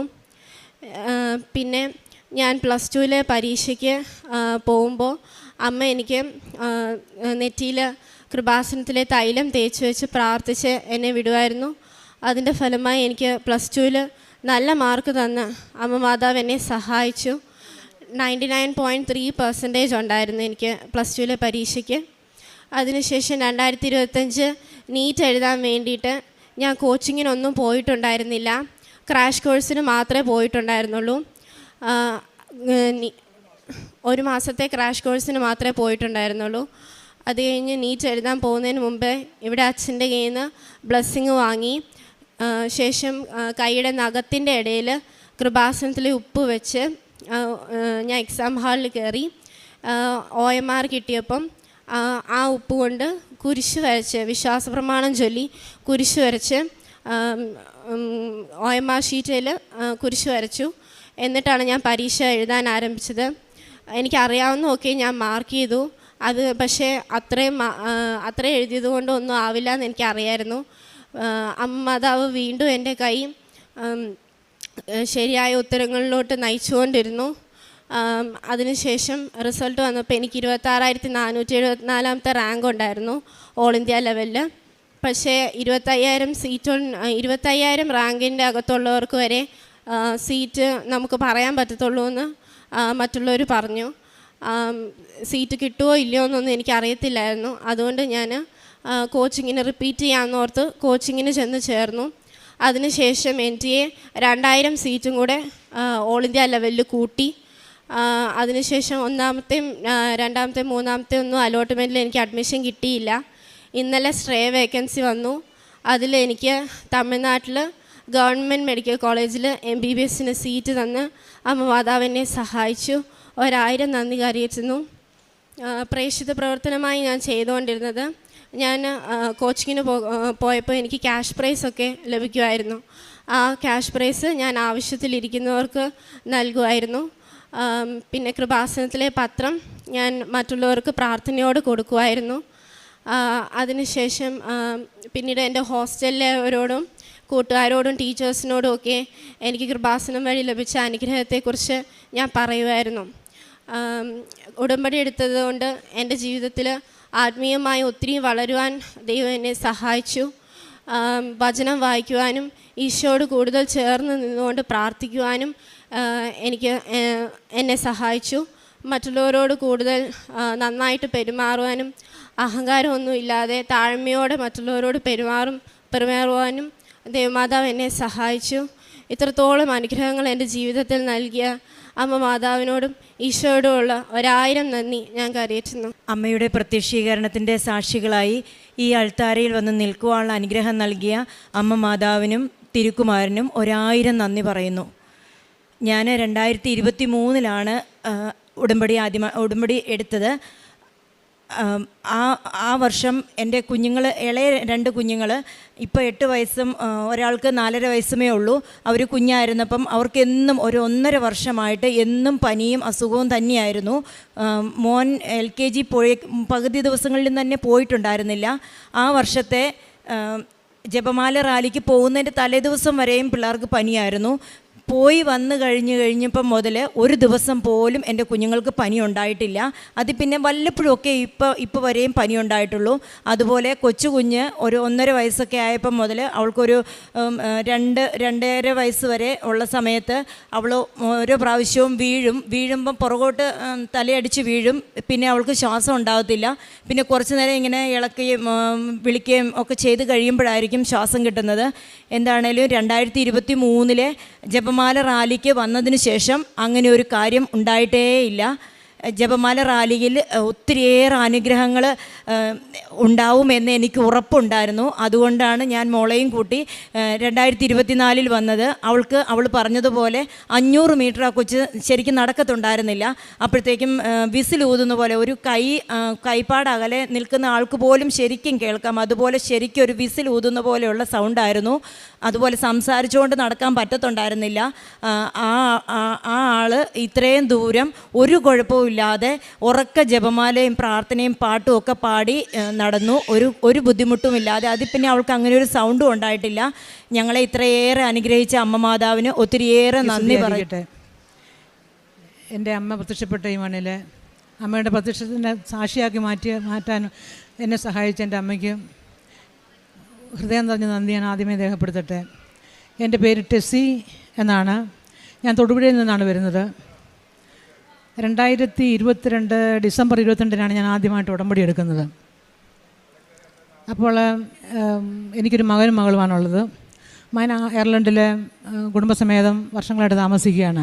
അവിടെ ഞങ്ങൾ 2 മാസം ഞാനും എൻ്റെ ഹസ്ബൻഡും കൂടി പോയി താമസിച്ചു. അപ്പോൾ അവിടെ വെച്ച് എൻ്റെ മരുമകൾ ടിസ എനിക്കൊരു കൃപാസനം പത്രം കൊണ്ടു തന്നു. അങ്ങനെയാണ് കൃപാസനത്തെക്കുറിച്ച് എനിക്ക് ശരിക്കും ഞാനത് മുഴുവനും വായിച്ചു. അപ്പോൾ ഉടമ്പടി എന്താണെന്ന് എനിക്ക് വ്യക്തമായിട്ട് മനസ്സിലാവുകയും അവനവനെ തന്നെ വിശുദ്ധീകരിച്ചുകൊണ്ട് നടത്തുന്നൊരു പ്രക്രിയയാണെന്ന് എനിക്ക് മനസ്സിലായി. അങ്ങനെ നാട്ടിൽ വന്ന് 2 മാസം കഴിഞ്ഞപ്പോൾ നാട്ടിൽ വന്നു. എനിക്ക് ഭയങ്കര ഇങ്ങോട്ട് വരണമെന്നുള്ളൊരു ഭയങ്കര ആഗ്രഹം. അമ്മ എന്നെ വിളിക്കുകയാണ്. അപ്പോൾ ഞാൻ എൻ്റെ ആഗ്രഹം കണ്ടപ്പം എൻ്റെ ഹസ്ബൻഡ് തന്നെ ഞങ്ങൾ 2 പേരും കൂടി ഇവിടെ വരികയാണ്. ഒരു ബുധനാഴ്ച ദിവസമാണ് വരുന്നത്. ചൊവ്വാഴ്ച കുമ്പസാരിച്ച് ഒരുങ്ങി ഇവിടെ വന്നു. ഇവിടെ വന്നപ്പോൾ എനിക്ക് നിലവിൽ 2 മുട്ടിനും നടുവിനും വേദനയുണ്ട്. 4.5 വർഷമായിട്ട് എനിക്ക് മുട്ടിന് വേദനയുണ്ട്. അപ്പം മുട്ടിന് വേദന, മുട്ടുകുത്താനും വയ്യ, സ്റ്റെയർ കേസ് കയറാനും വയ്യ. നടുവേദന എന്ന് പറഞ്ഞാൽ ഒരു 35 വർഷമായിട്ടുള്ള നടുവേദനയാണ്. പല ഹോസ്പിറ്റലും അലോപ്പതിയും ഹോമിയോപ്പതിയും ഫിസിയോതെറാപ്പിയൊക്കെ നടത്തിയിട്ടുള്ളതാണ്. അലോപ്പതി ഡോക്ടർ പറഞ്ഞു ഓപ്പറേഷൻ ചെയ്യണമെന്ന്. അപ്പം ഞാൻ ഓപ്പറേഷൻ ചെയ്യണമെന്ന് പറഞ്ഞാലും കൊള്ളാം, 90% സക്സസ് ഉള്ളൂ, 10% അത് തളർന്നു പോകും. അതുകൊണ്ട് പോയില്ല, ഹോമിയോപ്പതിയിലേക്ക് പോയി. ആ മരുന്ന് കൊണ്ടാണ് ഞാൻ ഇത്രയും കാലം പിടിച്ചു നിന്നത്. അങ്ങനെയാണ് ഞാൻ ഇവിടെ വരുന്നതും. ഇവിടെ വന്ന് ഈ കൃപാസനം പള്ളിയിൽ വന്ന് ഞാനവിടെ മുട്ടുകുത്തി കുമ്പിട്ട് എൻ്റെ ഈശോയുടെയും അമ്മയുടെയും കാൽക്ക് ഞാൻ എന്നെ തന്നെ സമർപ്പിച്ചു. അപ്പോൾ അത് കഴിഞ്ഞ് ഞാൻ പെട്ടെന്ന് ചാടി എഴുന്നേറ്റു. 4.5 വർഷമായിട്ട് മുട്ടുകുത്താത്ത ഞാൻ ചാടി എഴുന്നേറ്റ് വേഗം ഉടമ്പടി എടുക്കുന്ന സ്ഥലത്തോട്ട് പോയി. സ്റ്റെയർ കേസൊക്കെ ഓടി കയറി പോകുമായിരുന്നു. അങ്ങനെ ഉടമ്പടി എടുക്കുന്നതിന് മുൻപ് തന്നെ എൻ്റെ മുട്ടുവേദന എൻ്റെ അമ്മ ഈശോയോട് ചോദിച്ച് മേടിച്ച് മാറ്റിത്തന്നു. പിന്നെ നടുവേദന ഉടമ്പടി എടുത്ത് വീട്ടിൽ ചെന്നപ്പോൾ ആ ഒരു രാത്രി കൊണ്ട് എൻ്റെ നടുവേദനയും മാറി. പിറ്റേ ദിവസം രാവിലെ എനിക്ക് പള്ളിയിൽ പോകാൻ പറ്റി. പള്ളിയിൽ പോകുന്നത് ഒരു 6:15 6:30 കുർബാന, 6:15 പോവും. അങ്ങനെയാണ് പതിവ്. അപ്പം പള്ളിയിൽ എനിക്ക് രാവിലെ ആയപ്പോഴത്തേക്ക് എനിക്ക് എൻ്റെ മൂന്നാമത്തെ നിയോഗം ഒരു ഭവനം വേണമെന്നായിരുന്നു. തരക്കേടില്ലാത്തൊരു ഭവനം ഉണ്ട്, എങ്കിലും എനിക്ക് നടുവേദനയും മുട്ടുവേദനയും എനിക്ക് പള്ളിയിൽ പോക്ക് നിന്നുപോയി. പള്ളിയിൽ പോകുന്നൊരു വ്യക്തിയായിരുന്നു. അതുകൊണ്ട് എനിക്ക് പള്ളിയിൽ പോകാൻ വേണ്ടിയാണ് ഭവനം വേണമെന്ന് അമ്മോട് പറഞ്ഞത്. അപ്പോൾ എനിക്ക് പള്ളിയിൽ പോകാമെന്നായപ്പോൾ ഞാൻ അമ്മോട് പറഞ്ഞു, അമ്മ എനിക്ക് ഭവനം വേണ്ട, ഇതുമാത്രം മനുഷ്യർ ഒരു ഭവനത്തിന് വേണ്ടി ഒരു ഇഞ്ച് മണ്ണിന് വേണ്ടി കഴിയുന്നു, അവർക്കൊക്കെ കൊടുത്തരമ്മയെന്ന് പറഞ്ഞു. അങ്ങനെ ഞാൻ പിറ്റേ ദിവസം രാവിലെ മുതൽ പള്ളിയിൽ പോകാൻ തുടങ്ങി. അങ്ങനെ ഒരു വർഷം മുഴുവൻ ഉടമ്പടി പ്രകാരം ജീവിച്ച് പള്ളിയിൽ പോവുകയായിരുന്നു. അപ്പം 2023 ഞങ്ങൾ രണ്ടുപേരും കൂടെ അഖണ്ഡ ജപമാലയ്ക്കും പോയി. അപ്പോൾ ഈ 23 ആ വർഷം മുഴുവനും പള്ളിയിലും പോയി കഴിഞ്ഞിട്ടും ഇപ്പോൾ 24 തുടക്കത്തിൽ ഏറ്റവും അവസാനം പള്ളിയിൽ പോകാൻ ഞാൻ ഒരു 15 മിനിറ്റിനത്തെ യാത്രയുണ്ട് ഞങ്ങളുടെ വീട്ടിൽ നിന്നും പള്ളിയിലേക്ക്. വിജനമാണ്, ഒരു പഞ്ചായത്ത് റോഡാണ്, തോട്ടമാണ്, ഞങ്ങൾ കൃഷിക്കാരാണ്. അപ്പം ഞങ്ങളുടെ വീട് കഴിഞ്ഞാൽ പള്ളി വരെ വീടുകളൊന്നുമില്ല. അപ്പോൾ അങ്ങനെയാണ് അതിൻ്റെ കറക്റ്റ് മധ്യത്തിൽ 15 മിനിറ്റ് യാത്രയുടെ മധ്യത്തിൽ ഒരു കഞ്ചാവ് അടിക്കുന്നൊരു പയ്യൻ, അവൻ എന്നെ അറിയാം, അവൻ എന്നെ കാണുമ്പോൾ വലിയ ബഹുമാനമാണ്. പക്ഷെ അവൻ അന്ന് എന്നെ കണ്ടിട്ട് യാതൊരു കണ്ടമട്ടും അടിച്ചില്ല. അവനങ്ങനെ ബൈക്ക് സ്റ്റാർട്ട് ചെയ്ത് മൊബൈൽ ഫോണും വിളിച്ചുകൊണ്ട് ഞാൻ നിൽക്കുകയാണ്. അപ്പോൾ എനിക്ക് അപകടം മണത്തിന് അമ്മേ, എൻ്റെ എപ്പോഴും ഉടമ്പടി കാശ് എൻ്റെ കയ്യിലുണ്ട്, അമ്മേ കാത്തുകൊള്ളണേന്ന് മാത്രം പറഞ്ഞു. അപ്പോൾ ഞാൻ പിന്നെ എനിക്ക് പെട്ടെന്ന് നല്ല ധൈര്യവും ശക്തിയും ഉണ്ടായി. ഞാൻ വേഗം അവൻ്റെ നേരെ മുന്നിൽ കൂടെ തന്നെ റോഡിൻ്റെ നടുക്കൂടെ തന്നെ പള്ളിയിലേക്ക് പോയി. പള്ളിയിൽ പോയി തിരിച്ചു വന്നപ്പോൾ ഞാൻ എല്ലാ കാര്യം ഞാൻ പുള്ളിക്കാരനോട് പറയും. പുള്ളിയോട് ഞാൻ പറഞ്ഞ കാര്യം അവൻ പറഞ്ഞു, നാളെ മുതൽ നീ പള്ളിയിൽ പോകണ്ടെന്ന് തന്നെ ഒരു പറഞ്ഞു. എൻ്റെ പള്ളിയിൽ പോക്ക് വിലക്കി. അപ്പോൾ ഞാൻ വീണ്ടും പറഞ്ഞു, അമ്മേ എനിക്കിനി ഒരു ഭവനം വേണം. ആ ഡിസംബർ, അതായത് 23 ഡിസംബർ, ഈ ഭവനം എന്ന് പറയുമ്പോൾ ഡിസംബർ 25 എന്നുള്ളൊരു നമ്പർ എൻ്റെ മുന്നിൽ കൂടി ഇങ്ങനെ മാഞ്ഞു പോകും, തെളിഞ്ഞ് മാഞ്ഞു പോകും. അപ്പോൾ ആ ഡിസംബർ 4-ാം തീയതി, നവംബർ പകുതി ആധാരമാക്കി ഡിസംബർ 4-ാം തീയതി തൊറൂർ ടൗണിൻ്റെ മധ്യത്തിൽ തന്നെ നല്ല നല്ലൊരു ഭവനം തന്ന് ഞങ്ങളെ സുരക്ഷിതമായിട്ട് പാർപ്പിക്കുക. ഞങ്ങളുടെ മോനെ മേടിച്ച് ഞങ്ങളെ കൊണ്ട് പാർപ്പിച്ചോടെ. അപ്പോൾ എല്ലാ ദിവസവും രാവിലെ ഞങ്ങൾ രണ്ടുപേരും അവിടെ നിന്ന് ഇറങ്ങും. ഞാൻ പള്ളിയിലേക്കും പോവും, പുള്ളിക്കാരൻ പഴയ വീട്ടിലോട്ട് തോട്ടത്തിലേക്കും പോവും. അങ്ങനെയാണ് പതിവ്. പള്ളിയിൽ പോക്ക് വിലക്കിയപ്പം അറിഞ്ഞ് പിറ്റേ ആഴ്ച അറിഞ്ഞ് പുലി ഇറങ്ങിയിട്ടുണ്ടെന്നും, ചെറിയൊരു പട്ടണമുണ്ട് അവിടെ, ടൗണ് മുട്ടം, അവിടെ പുലി ഇറങ്ങിയിട്ടുണ്ടെന്ന് പേപ്പറിലൊക്കെ വന്നു. നമ്മുടെ തോട്ടത്തിൻ്റെ 1/2 കിലോമീറ്റർ മാറിയും പുലിയുടെ ഫോട്ടോ വന്നു. അപ്പം പുലിയിൽ നിന്ന് രക്ഷപ്പെടുത്താൻ വേണ്ടി അമ്മ ഈ കഞ്ചാവടിക്കാരൻ പയ്യനെ കാണിച്ചു തന്നത് തന്നെയാണ് എൻ്റെ വിശ്വാസം. പിന്നെ ഈ പുതിയ ഭവനത്തിലേക്ക് മാറിയിട്ട് ഞാൻ പറഞ്ഞില്ലേ, പുള്ളിക്കാരൻ വൈകുന്നേരം വരും, രാവിലെ ഞങ്ങൾ രണ്ടുപേരും കൂടെ ഇറങ്ങും, ഞാൻ പള്ളിയിലേക്ക് പോകും. അങ്ങനെ വൈകുന്നേരം ഒരു ദിവസം വന്നപ്പോൾ എനിക്ക് പനി എന്ന് പറഞ്ഞാൽ കണ്ടമാനമുള്ള പനിയില്ല. അപ്പം പുള്ളിക്കാരൻ പറഞ്ഞു, നീ ഇവിടെ നമുക്ക് ഇവിടെ നിന്ന് താമസിക്കേണ്ട, പഴയ വീട്ടിൽ പോകാമെന്നും പറഞ്ഞുകൊണ്ട് അവിടെയാണ് ഹോമിയോ ഹോസ്പിറ്റലുള്ളത്. ഞാൻ ഹോമിയോ മരുന്നേ കഴിക്കത്തുള്ളൂ. അപ്പോൾ അങ്ങനെ എന്നെ കൊണ്ടുപോയി, വീട്ടിലോട്ട് കൊണ്ടുപോയി. പിറ്റേ ദിവസം ഞാൻ ഹോമിയോ ഹോസ്പിറ്റൽ, ഡിസ്ട്രിക്ട് ഹോസ്പിറ്റലാണ്, അപ്പം ഇടുക്കി ഡിസ്ട്രിക്റ്റിൻ്റെ. അപ്പോൾ അവിടെ പോയി ചെന്നപ്പം എന്നെ കണ്ടപ്പോൾ ഡോക്ടർ പറഞ്ഞു, ചേച്ചി കൗണ്ട് നോക്കണമെന്ന് പറഞ്ഞു. ഞാൻ പറഞ്ഞു, മോളെ 1 മാസം മുമ്പ് ഞാൻ എല്ലാം നോക്കിയതാണ്. അല്ല, കൗണ്ട് നോക്കണം. അമ്മ ആ ഡോക്ടറിൽ കൂടി, ഡോക്ടർ ഷെറിൻ പുള്ളിക്കാരത്തിൽ കൂടി പറഞ്ഞതാണ്. അപ്പം പുള്ളിയുടെ നിർബന്ധം കൊണ്ട് നോക്കിച്ചേക്കാമെന്നും പറഞ്ഞുകൊണ്ട് നോക്കിയപ്പോൾ 33,000 എന്ന് കണ്ടു കൗണ്ട്. നമുക്ക് മാക്സിമം 11,000 ആകാവുള്ളൂ, അവിടെയാണ് എനിക്ക് 33,000. അപ്പോൾ പറഞ്ഞു, ചേച്ചി പെട്ടെന്ന് തുടർ ഹോസ്പിറ്റലിലോട്ട് കൊണ്ടുപോകുമെന്ന് പറഞ്ഞപ്പം ഞാൻ വീട്ടിൽ ചെന്നു. എനിക്ക് യാതൊരു ടെൻഷനുമില്ല. സാധാരണ എനിക്ക് ഒരു ജലദോഷം വന്നാൽ പോലും ടെൻഷൻ എടുക്കുന്ന എനിക്ക് ഈ ഉടമ്പടി 2022 ഉടമ്പടിയുടെ ബലത്തിൽ എനിക്ക് ഒരു ടെൻഷനുമില്ല. എനിക്ക് മനസ്സിന് സന്തോഷമാണ്. ഞാൻ പുള്ളിയോട് പറഞ്ഞപ്പം പുള്ളി ഉടനെ മോനെ വിളിച്ചു, അങ്ങോട്ട് അല്ലാണ്ട് വിളിച്ചപ്പോൾ അവൻ പറഞ്ഞു, സ്മിത ഹോസ്പിറ്റലിൽ തന്നെ പോകണം, അവൻ്റെ നിർബന്ധം. അവിടെയാണ് ഓങ്കോളജി ഡിപ്പാർട്ട്മെൻ്റ് ഉള്ളത്. അതൊന്നും ഞങ്ങളോട് പറയുന്നില്ല. അപ്പോൾ ഞങ്ങൾ വേറെ ഹോസ്പിറ്റലിൽ 4 ഹോസ്പിറ്റലുണ്ട്, വലിയ ഹോസ്പിറ്റൽ, അവിടെ പോകാമെന്ന് കരുതിയത്. അപ്പോൾ അവിടെ തന്നെ പോകണമെന്ന് പറഞ്ഞതുകൊണ്ട് അവൻ്റെ നിർബന്ധം കൊണ്ട് ഞങ്ങൾ അങ്ങോട്ട് പോയി.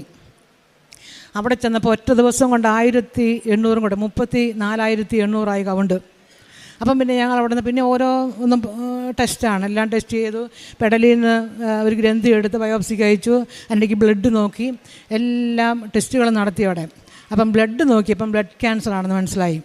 അപ്പം പിന്നെ പെച്ചടി പെട്ടെന്ന് കയറിപ്പോവുക കൗണ്ട്. അപ്പം മോനും ഡോക്ടറും തമ്മിൽ കോൺടാക്റ്റ് ഉണ്ടായിരുന്നു. അപ്പം ഡോക്ടർ മോനോട് പറഞ്ഞു, ടോണി ഇത് അക്യൂട്ടിലോട്ട് മാറിയിരിക്കുകയാണ്, മിക്കവാറും മജ്ജ മാറ്റി വയ്ക്കേണ്ടി വരും എന്ന് ഡോക്ടർ പറഞ്ഞു.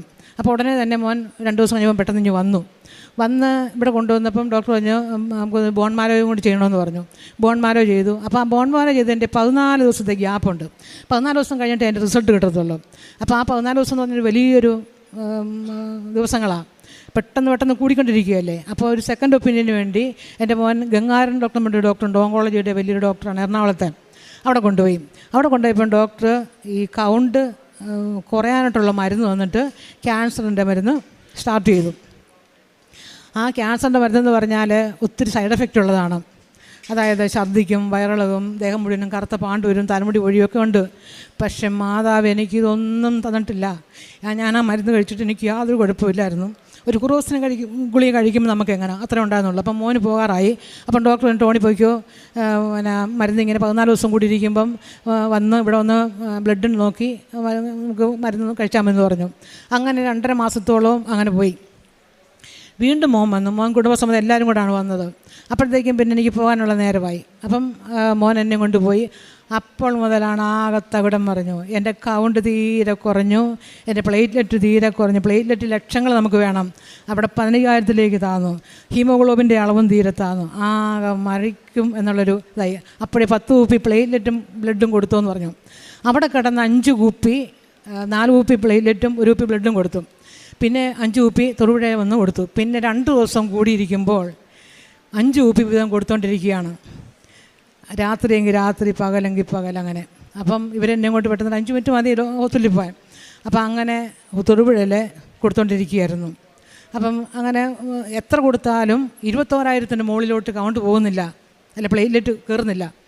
അപ്പോൾ യാതൊരു രക്ഷയില്ല. അപ്പോൾ എന്നെ പ്രതി മകനോ മരുമകളോ ആരെങ്കിലും നിൽക്കേണ്ടി വരും. കുഞ്ഞുങ്ങളുടെ പഠിത്തം, അവരുടെ ജീവിതം, ഇതെല്ലാം കൂടെ ഇപ്പോൾ എനിക്ക് ആകപ്പാടെ എനിക്ക് 2002 ഉടമ്പടി എടുത്തിന് അമ്മോട് പറഞ്ഞു, അമ്മേ ഇതിനൊരു പോംവഴി കാണിച്ചു തരണം. അപ്പം ഞാൻ പറഞ്ഞപ്പം എനിക്ക് രക്ഷയില്ല. അതായത് 21,000-ൻ്റെ മുകളിലോട്ടും കയറുന്നില്ല. പിന്നെ അതിനോടിടയ്ക്ക് ഗംഗാരൻ ഡോക്ടർ എൻ്റെ ഈ ബ്ലഡിൻ്റെ എന്തുമാത്രം ഉണ്ടെന്നുള്ളത്, എൻ്റെ ആ പേഴ്സൻറ്റേജ് എന്തുമാത്രം ഉണ്ടെന്നുള്ളത് അയച്ചിരുന്നു, രക്തത്തിൻ്റെ. അങ്ങനെയാണ് ഇവിടെ വരുന്നത്. ഇവിടെ ഇപ്പോൾ ഏറ്റവും ഇങ്ങനെ കൊടുത്തുകൊണ്ടിരിക്കുക, രക്തം കൊടുത്തുകൊണ്ടിരുന്ന സമയത്ത് പിന്നെ അവസാനം എനിക്കൊരു പ്രെയർ റൂം ഉണ്ടായിരുന്നു. പ്രെയർ റൂമിലെ പുള്ളിക്കാരന് അപ്പനും മോനും അത്ര വിശ്വാസമൊന്നുമില്ല കൃപാസനത്തെക്കുറിച്ച്. അപ്പോൾ എനിക്കൊന്ന് സ്വസ്ഥമായിട്ടൊന്ന് പ്രാർത്ഥിക്കാൻ കാര്യം വീടുകളൊക്കെയാണ്, പക്ഷേ ഒരു പ്രെയർ റൂമില്ല. ഞാൻ അമ്മയും തിരിയും ബൈബിളും ഒക്കെ ആയിട്ട് അടുത്ത മുറിയിൽ പോകും പ്രാർത്ഥിക്കാൻ ഓരോ സമയത്തിന്. അപ്പോൾ അതെനിക്കൊരു വേദനയായിരുന്നു എൻ്റെ മനസ്സിൽ. അപ്പം ഞാൻ ആരോടും പറയുന്നില്ല, അമ്മയും ഞാനും മാത്രമേ അറിഞ്ഞിട്ടുള്ളൂ.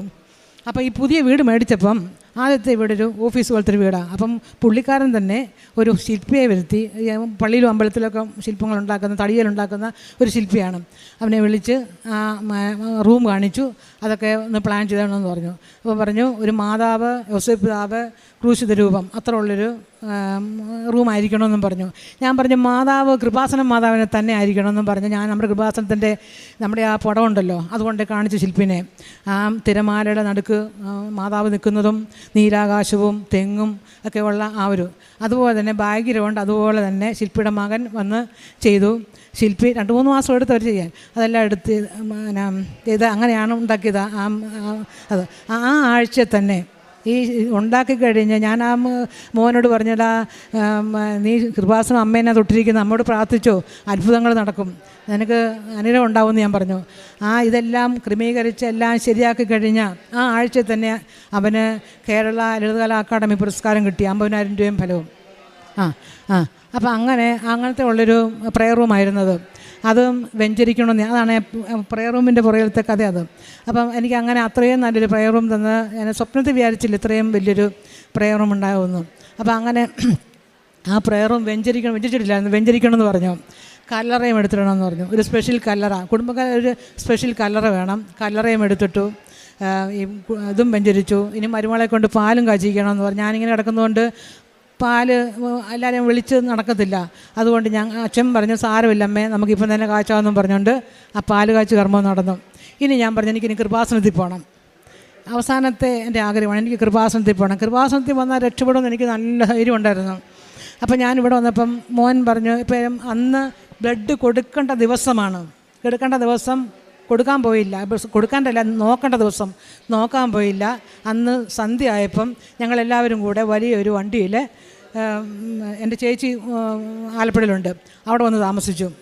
അത് കഴിഞ്ഞിട്ട് രാവിലെ കൃപാസനത്തിലോട്ട് പോന്നു. അപ്പോൾ ഇവിടം വരെ വരണമെന്ന് ഞാൻ എൻ്റെ അമ്മയുടെ മുറുക്ക് പിടിച്ചുകൊണ്ട് അമ്മയോട് യാചിക്കുമായിരുന്നു, ഇവിടം വരെ ജീവനോടെ എത്തണമെന്ന്. ഇടയ്ക്ക് വെച്ച് ഞാൻ പോകുന്നതിന് ഓർത്തത് അങ്ങനെയായിരുന്നു. അതായത് എത്ര രക്തം കൊടുത്തിട്ടും 21,000 മുകളിലോട്ട് പോകാഞ്ഞാൽ രക്തം കൊടുത്തില്ലെങ്കിലോ. അപ്പം ഇവിടെ വന്ന് രക്തം കൊടുക്കേണ്ട സമയത്ത് അച്ഛൻ്റെ അനുഗ്രഹം മേടിക്കുകയാണ്. അച്ഛൻ്റെ വിശുദ്ധ കുരിശ് എൻ്റെ തലയിൽ വെച്ച് പ്രാർത്ഥിച്ചു, പരിശുദ്ധ തൈലമെടുത്തു, നെറ്റിയെ കുരിശ് വരച്ചു.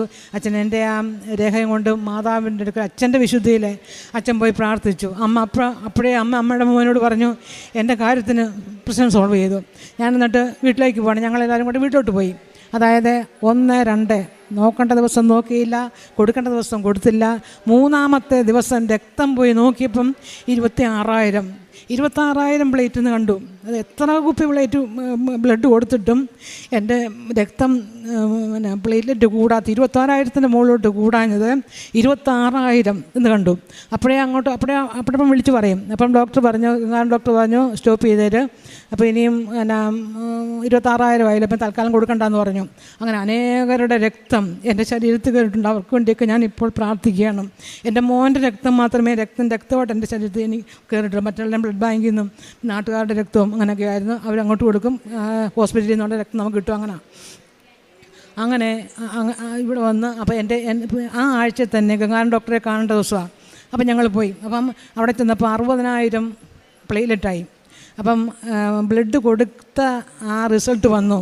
ക്യാൻസറിൻ്റെ യാതൊരു ടിഷ്യൂ അതിനകത്തില്ല. അപ്പം ക്യാൻസറിൻ്റെ പെർസെൻറ്റേജ് കണ്ടമാനം കൂടുമെന്ന് പറഞ്ഞ് കൊണ്ടുപോയതാണ്, രക്തം കൊടുത്തതാണ്. ക്യാൻസറിൻ്റെ യാതൊരു ടിഷ്യൂസും ഇല്ല.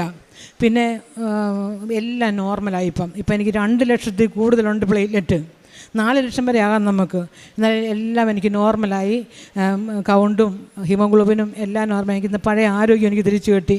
ഞാൻ ബസ്സിനാണ് ഞങ്ങൾ വന്നത്. എനിക്ക് വലിയ ബസ്സിന് കയറിയാൽ കാറിന് വന്ന് എനിക്ക് വേറെ ഛർദ്ദിക്കും. എന്നാലും കൃപാസനത്തിൽ വന്നാൽ ഞാൻ ഛർദ്ദിക്കത്തില്ല. ബസ്സിന് വരുമ്പോഴത്തേക്കും ഛർദ്ദിക്കത്തില്ല. മറ്റെവിടെ പോയാലും ഞാൻ ഛർദ്ദിക്കും. അത് പണ്ട് മുതലേ അങ്ങനെയാണ്. അങ്ങനെ പിന്നെ ഉള്ളത് എനിക്ക് ഞാൻ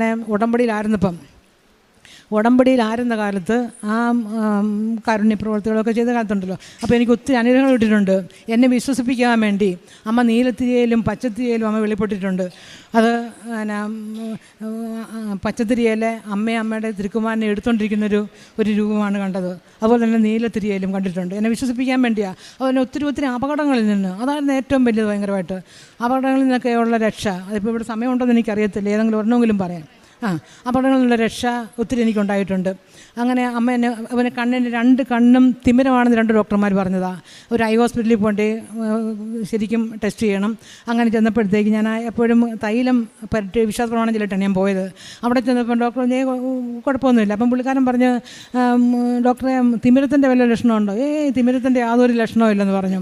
അത് ഞാൻ ഈ തൈലം പരട്ടി, വിശുദ്ധ തൈലം പരട്ടി പോയതിൻ്റെ ആണെന്ന് തന്നെ ഞാൻ വിശ്വസിക്കുന്നു. അമ്മ എടുത്തു മാറ്റുന്നത് എൻ്റെ വിശ്വാസം. പ്രേക്ഷിത പ്രവർത്തനം എന്ന് പറഞ്ഞാൽ ഞാൻ പത്രം കൊടുക്കുന്നത് എനിക്ക് അങ്ങനെ നാണക്കേടായിട്ടൊന്നും തോന്നിയിട്ടില്ല. ഞാൻ എല്ലായിടത്തും കൊണ്ടുനടക്കും. എന്നെ അറിയാവുന്നവർ ചോദിക്കും, ചേച്ചിക്ക് എൻ്റെ ആവശ്യം വല്ലതും ഉണ്ടെന്ന് ചോദിക്കും. ഞാൻ പറഞ്ഞിടാവനെ, നിങ്ങൾ അവിടം വരെ ഒന്ന് പോകണം. എൻ്റെ അനുഗ്രഹങ്ങളൊക്കെ ഞാൻ അവരോട് പറയും. പിന്നെ അതുപോലെ തന്നെ ഞാനൊരു ദിവസം പത്രവും, സാധാരണ ഞാൻ താലൂക്ക് ഹോസ്പിറ്റലിൽ ഞാൻ ആദ്യമായിട്ട് പോവുക. അവിടെ ചെന്നപ്പോഴത്തേക്കും അവിടെ ഒത്തിരി ഭക്ഷണം, തൊടുപുഴ എന്ന് പറഞ്ഞാൽ തൊടുപുഴയിൽ അങ്ങനെ ഒരു ദാരിദ്ര്യ മേഖലയല്ല. അവിടെ ഹോട്ടലിൽ പോലും ഭക്ഷണമില്ലാത്തവർക്ക് ഫ്രീ ആയിട്ട് കൊടുക്കുന്നുണ്ട്. അങ്ങനെ എഴുതി വെച്ചിട്ടുണ്ട്. അപ്പം താലൂക്ക് ആശുപത്രി പോയപ്പോഴത്തേക്കും അവിടെ ബൈസ്റ്റാൻഡേഴ്സിനൊക്കെ ഭക്ഷണം കഴിക്കുന്നുണ്ട്. ഈ രോഗികളൊന്നും ഭക്ഷ്യത്തില്ല. അപ്പോൾ അവിടെ ഞാനിങ്ങനെ അങ്ങനെ പത്രവും ഭക്ഷണവും ആവശ്യത്തിനുള്ള പൈസയൊക്കെ ആയിട്ടാണ് ഈ പോണത്. ഒരു ദിവസം ഞാനിങ്ങനെ ഇതേക്കുറിച്ച് പറഞ്ഞുകൊണ്ടിരുന്ന് പത്രവും കൊടുക്കും, അർഹതപ്പെട്ടവർക്ക് സാമ്പത്തിക സഹായം ചെയ്യും. അങ്ങനെ വന്നപ്പോഴത്തേക്കും എൻ്റെ മുൻപിൽ ഞാൻ കാരാഗ്രഹവാസിയായിരുന്നു, നീ എന്നെ സന്ദർശിച്ചു എന്നുള്ളൊരു ചോദ്യം ഉണ്ടല്ലോ തമ്പുരാൻ്റെ. അപ്പം ഞാനപ്പോൾ ഓർക്കും കാരാഗ്രഹം മീൻസ് ജയിൽ. അപ്പോൾ നമുക്കങ്ങനെ പേടിയില്ലേ. അപ്പം നോക്കിയപ്പോൾ അപ്പുറം 2 ബൂട്ടിട്ട കാല് നടുക്കൊരു അല്ലാത്തത്. അപ്പോൾ ജുഗുപ്സയോടെ ഓരോരുത്തർക്ക് അങ്ങോട്ട് നോക്കുന്നുണ്ട്. അപ്പോൾ ഞാൻ നോക്കിയപ്പോൾ 2 പോലീസുകാരുടെ നടുക്കൊരു പയ്യൻ, ഒരു 10-25 വയസ്സുണ്ട്. ഒരു നല്ല ഒന്നാന്തരം കുടുംബത്തിൽ ഇപ്പം നല്ല കുലീനത്തുള്ളൊരു ചെറുക്കനാണ്, ഒരു 10-25 വയസ്സുള്ളത്. ഞാൻ അറിയാതെ അങ്ങ് എഴുന്നേറ്റ് ഞാൻ ഈ പത്രം കൊണ്ട് ഞാൻ ആ കൊച്ചിനെടുക്ക ചെന്നു. പ്രോട്ടോക്കോൾ അനുസരിച്ച് പോലീസിനോട് ചോദിച്ച് അനുവാദം വാങ്ങിയിട്ട് നമ്മൾ ആ അവൻ കുറ്റവാളിയാണോ ഇല്ലയോ എന്നാണ് കോടതി തീരുമാനിക്കുന്നത്. വൈദ്യപരിശോധനയ്ക്ക് വന്നിരിക്കുന്നതാണ്. അപ്പം അവന് കൊടുക്കണമെന്നുണ്ടെന്നുണ്ടെങ്കിൽ എന്തെങ്കിലും സംസാരിക്കണമെങ്കിലോ എന്തെങ്കിലും കൊടുക്കണമെന്നെങ്കിൽ പോലീസിന് നമ്മൾ അനുവാദം മേടിക്കണം. അപ്പം പോലീസിനോട് ഞാൻ ഒന്നും മേടിച്ചില്ല. ഞാൻ നേരെ ആ കൊച്ചിനോട് പറഞ്ഞു, മോനെ ഈ പത്രം ഞാനെടുത്ത് അവൻ്റെ കൃപാസനത്തിൻ്റെ കാര്യങ്ങളെല്ലാം പറഞ്ഞു, വിശദ വിവരം പറഞ്ഞിങ്ങനൊരു പള്ളിയുണ്ട്, അനുഗ്രഹങ്ങളുണ്ട്, നീ അവിടെ നിനക്ക് ഇഷ്ടം പോലെ സമയം കിട്ടും, നീ അവിടെ പോയി പ്രാർത്ഥിക്കണം, അമ്മ നിന്നെ അനുഗ്രഹിക്കും എന്നും പറഞ്ഞ് ഞാൻ ഈ പത്രം എടുത്ത് ആ കൊച്ചൻ്റെ കയ്യിലോട്ട് കൊടുത്തു. ആ കൊച്ചൻ വിലങ്ങിട്ട കയ്യാ, ആ കൈ കൊണ്ട് അവനിത് മേടിച്ചിട്ട് നെഞ്ചോട് ചേർത്ത് എന്നെ ഒരു നോട്ടം നോക്കി. മരണം വരെ ഞാൻ മറക്കത്തില്ല ആ നോട്ടം. അവന് തീർച്ചയായിട്ടും അനുഗ്രഹം ഉണ്ടായിട്ടുണ്ടാവും അല്ല എന്നെൻ്റെ വിശ്വാസം. പിന്നെ ഉള്ളത് ഞാൻ എന്നിട്ട് പിന്നെ താലൂക്ക് ആശുപത്രിയിലാണല്ലോ. അപ്പോൾ ഞാൻ അവിടെ നിന്ന് പിന്നെയും ഈ പത്രം കൊണ്ട് പോകും. അപ്പോൾ ഒരു ഹെഡ് നേഴ്സ് ഒച്ച വെച്ചു, ഇവിടുത്തെ ഒരു ഗവൺമെൻറ് സ്ഥാപനമാണ്, അവിടെ അങ്ങനെ മതപരമായിട്ടുള്ള സാധനങ്ങൾ ഒന്നും കൊടുക്കാൻ പാടില്ല എന്ന് പറഞ്ഞു. അപ്പം ഞാനതൊന്നും പറഞ്ഞില്ല. ഞാനപ്പോൾ തൊട്ടിപ്പുറത്ത് ഇതിൻ്റെ ഹെഡ് ഡോക്ടറുടെ ഒരു റൂമാണ്. അപ്പോൾ ഞാനവിടെ ഡോക്ടർ രോഗിയെ നോക്കുന്ന സമയമൊന്നുമല്ല. ഞാൻ അങ്ങോട്ട് കയറി ചെന്നു. അപ്പോൾ എന്നെ കണ്ടപ്പോഴേ ഡോക്ടർ എഴുന്നേറ്റ് അവിടെ ഇരിക്കുന്നു പറഞ്ഞു. അമ്മേ ഡോക്ടറെ, ഞാൻ രോഗിയോ മെഡിക്കൽ റെപ്രസെൻറ്റേറ്റീവോ ഒന്നുമല്ല, എനിക്കറിയാം ചേച്ചി അവിടെ ഇരിക്കാൻ പറഞ്ഞു. ഒരു അരമണിക്കൂർ നേരം ഈ കൃപാസനത്തെക്കുറിച്ച് ഞാൻ പറയുകയും ഡോക്ടർ ഇത് വളരെ ശ്രദ്ധാപൂർവ്വം, വളരെ വലിയൊരു ഡോക്ടറാണ്, എല്ലാം ശ്രദ്ധാപൂർവ്വം കേട്ടിട്ട് അവസാനം എന്നോട് ചോദിച്ചു എന്നൊരു പത്രം തരാമോന്നും. ഞാൻ പത്രം എടുത്ത് ഡോക്ടറെ കൊടുത്തു. വളരെ ബഹുമാനത്തോടെ ആ മനുഷ്യനൊന്ന് മേടിച്ചു. ഞാൻ യാത്ര പറഞ്ഞ് ഇറങ്ങുകയും ചെയ്തു. അപ്പോൾ ഹെഡ് നേഴ്സ് പുറത്ത് നിൽപ്പുണ്ട്. പുള്ളി എന്നോട് ചോദിച്ചിരുന്നെങ്കിൽ ഞാൻ കൊടുത്തേനെ, എന്നോട് ചോദിച്ചില്ല, ഞാൻ കൊടുത്തുമില്ല. അങ്ങനെ ഒരു അനുഭവം ഉണ്ടായിട്ടുണ്ട്. പിന്നെ ഭക്ഷണം എന്നൊക്കെ പറയുമ്പോഴത്തേക്കും ഈ ചിലപ്പം ബൈസ്റ്റാൻഡേഴ്സ് ഒന്നും കാണത്തില്ല. എനിക്ക് എൻ്റെ ഒരു മനസ്സിന് സന്തോഷമുള്ളൊരു, നമുക്കൊരു പ്രത്യേക സന്തോഷം അത്. അപ്പോൾ ഒരു രോഗി, ആ രോഗി എന്ന് പറഞ്ഞാൽ അതിൻ്റെ ഹസ്ബൻഡിന് കാലുമേലാത്തതാണ്, കാലില്ലാത്ത മനുഷ്യനാണ്. ആ മനുഷ്യൻ ലോട്ടറി ടിക്കറ്റ് വിറ്റ് ആണ് ഇതിനെ ശുശ്രൂഷിക്കുന്നത്. അപ്പോൾ അതിൻ്റെ കൈയും പൊങ്ങത്തില്ല. അതിനൊന്ന് കഴിക്കണമെന്ന് ഭയങ്കര വിശപ്പുമുണ്ട്. ഈ പൊതിച്ചോറിട്ട് കഴിക്കത്തുമില്ല അതിന്. അപ്പോൾ ഞാൻ കഞ്ഞിയായിട്ട് ഞാൻ കുറച്ച് കൊണ്ടുപോകും. അപ്പോൾ ആ കഞ്ഞി ഞാൻ കൊടുത്തപ്പോൾ അതിന് പിന്നെ വാരി കൊടുത്ത് വായിലോട്ട്. അപ്പോൾ അത് വളരെ ഇതായിട്ട് എൻ്റെ കണ്ണിലോട്ട് നോക്കി അത് മേടിക്കുമായിരുന്നു. അങ്ങനെ അപ്പോൾ എനിക്ക് വല്ലാത്തൊരു സന്തോഷം വന്നു. പിന്നെ ഇത്രമാത്രം അനുഗ്രഹം തന്ന എൻ്റെ അമ്മയ്ക്ക് ഈശോയോട് ചോദിച്ച് മേടിച്ചിട്ടുണ്ട്. എനിക്ക് വലിയ ഇതൊന്നും ഉണ്ടായിട്ടല്ല, യാതൊരു മേന്മ ഉണ്ടായിട്ടല്ല. അമ്മ ഈശോയോട് ചോദിച്ച് മേടിച്ച് തന്നതാണ്. ചെറുപ്പം മുതലേ ഞാനൊരു മാതാവിൻ്റെ ഭക്തിയാണ്. അപ്പോൾ ആ അമ്മയ്ക്ക് ഹൃദയം നിറഞ്ഞ നന്ദി പറയുന്ന എൻ്റെ ഈശോയ്ക്ക് ആരാധനയും സ്തുതിയും എന്നേക്കും.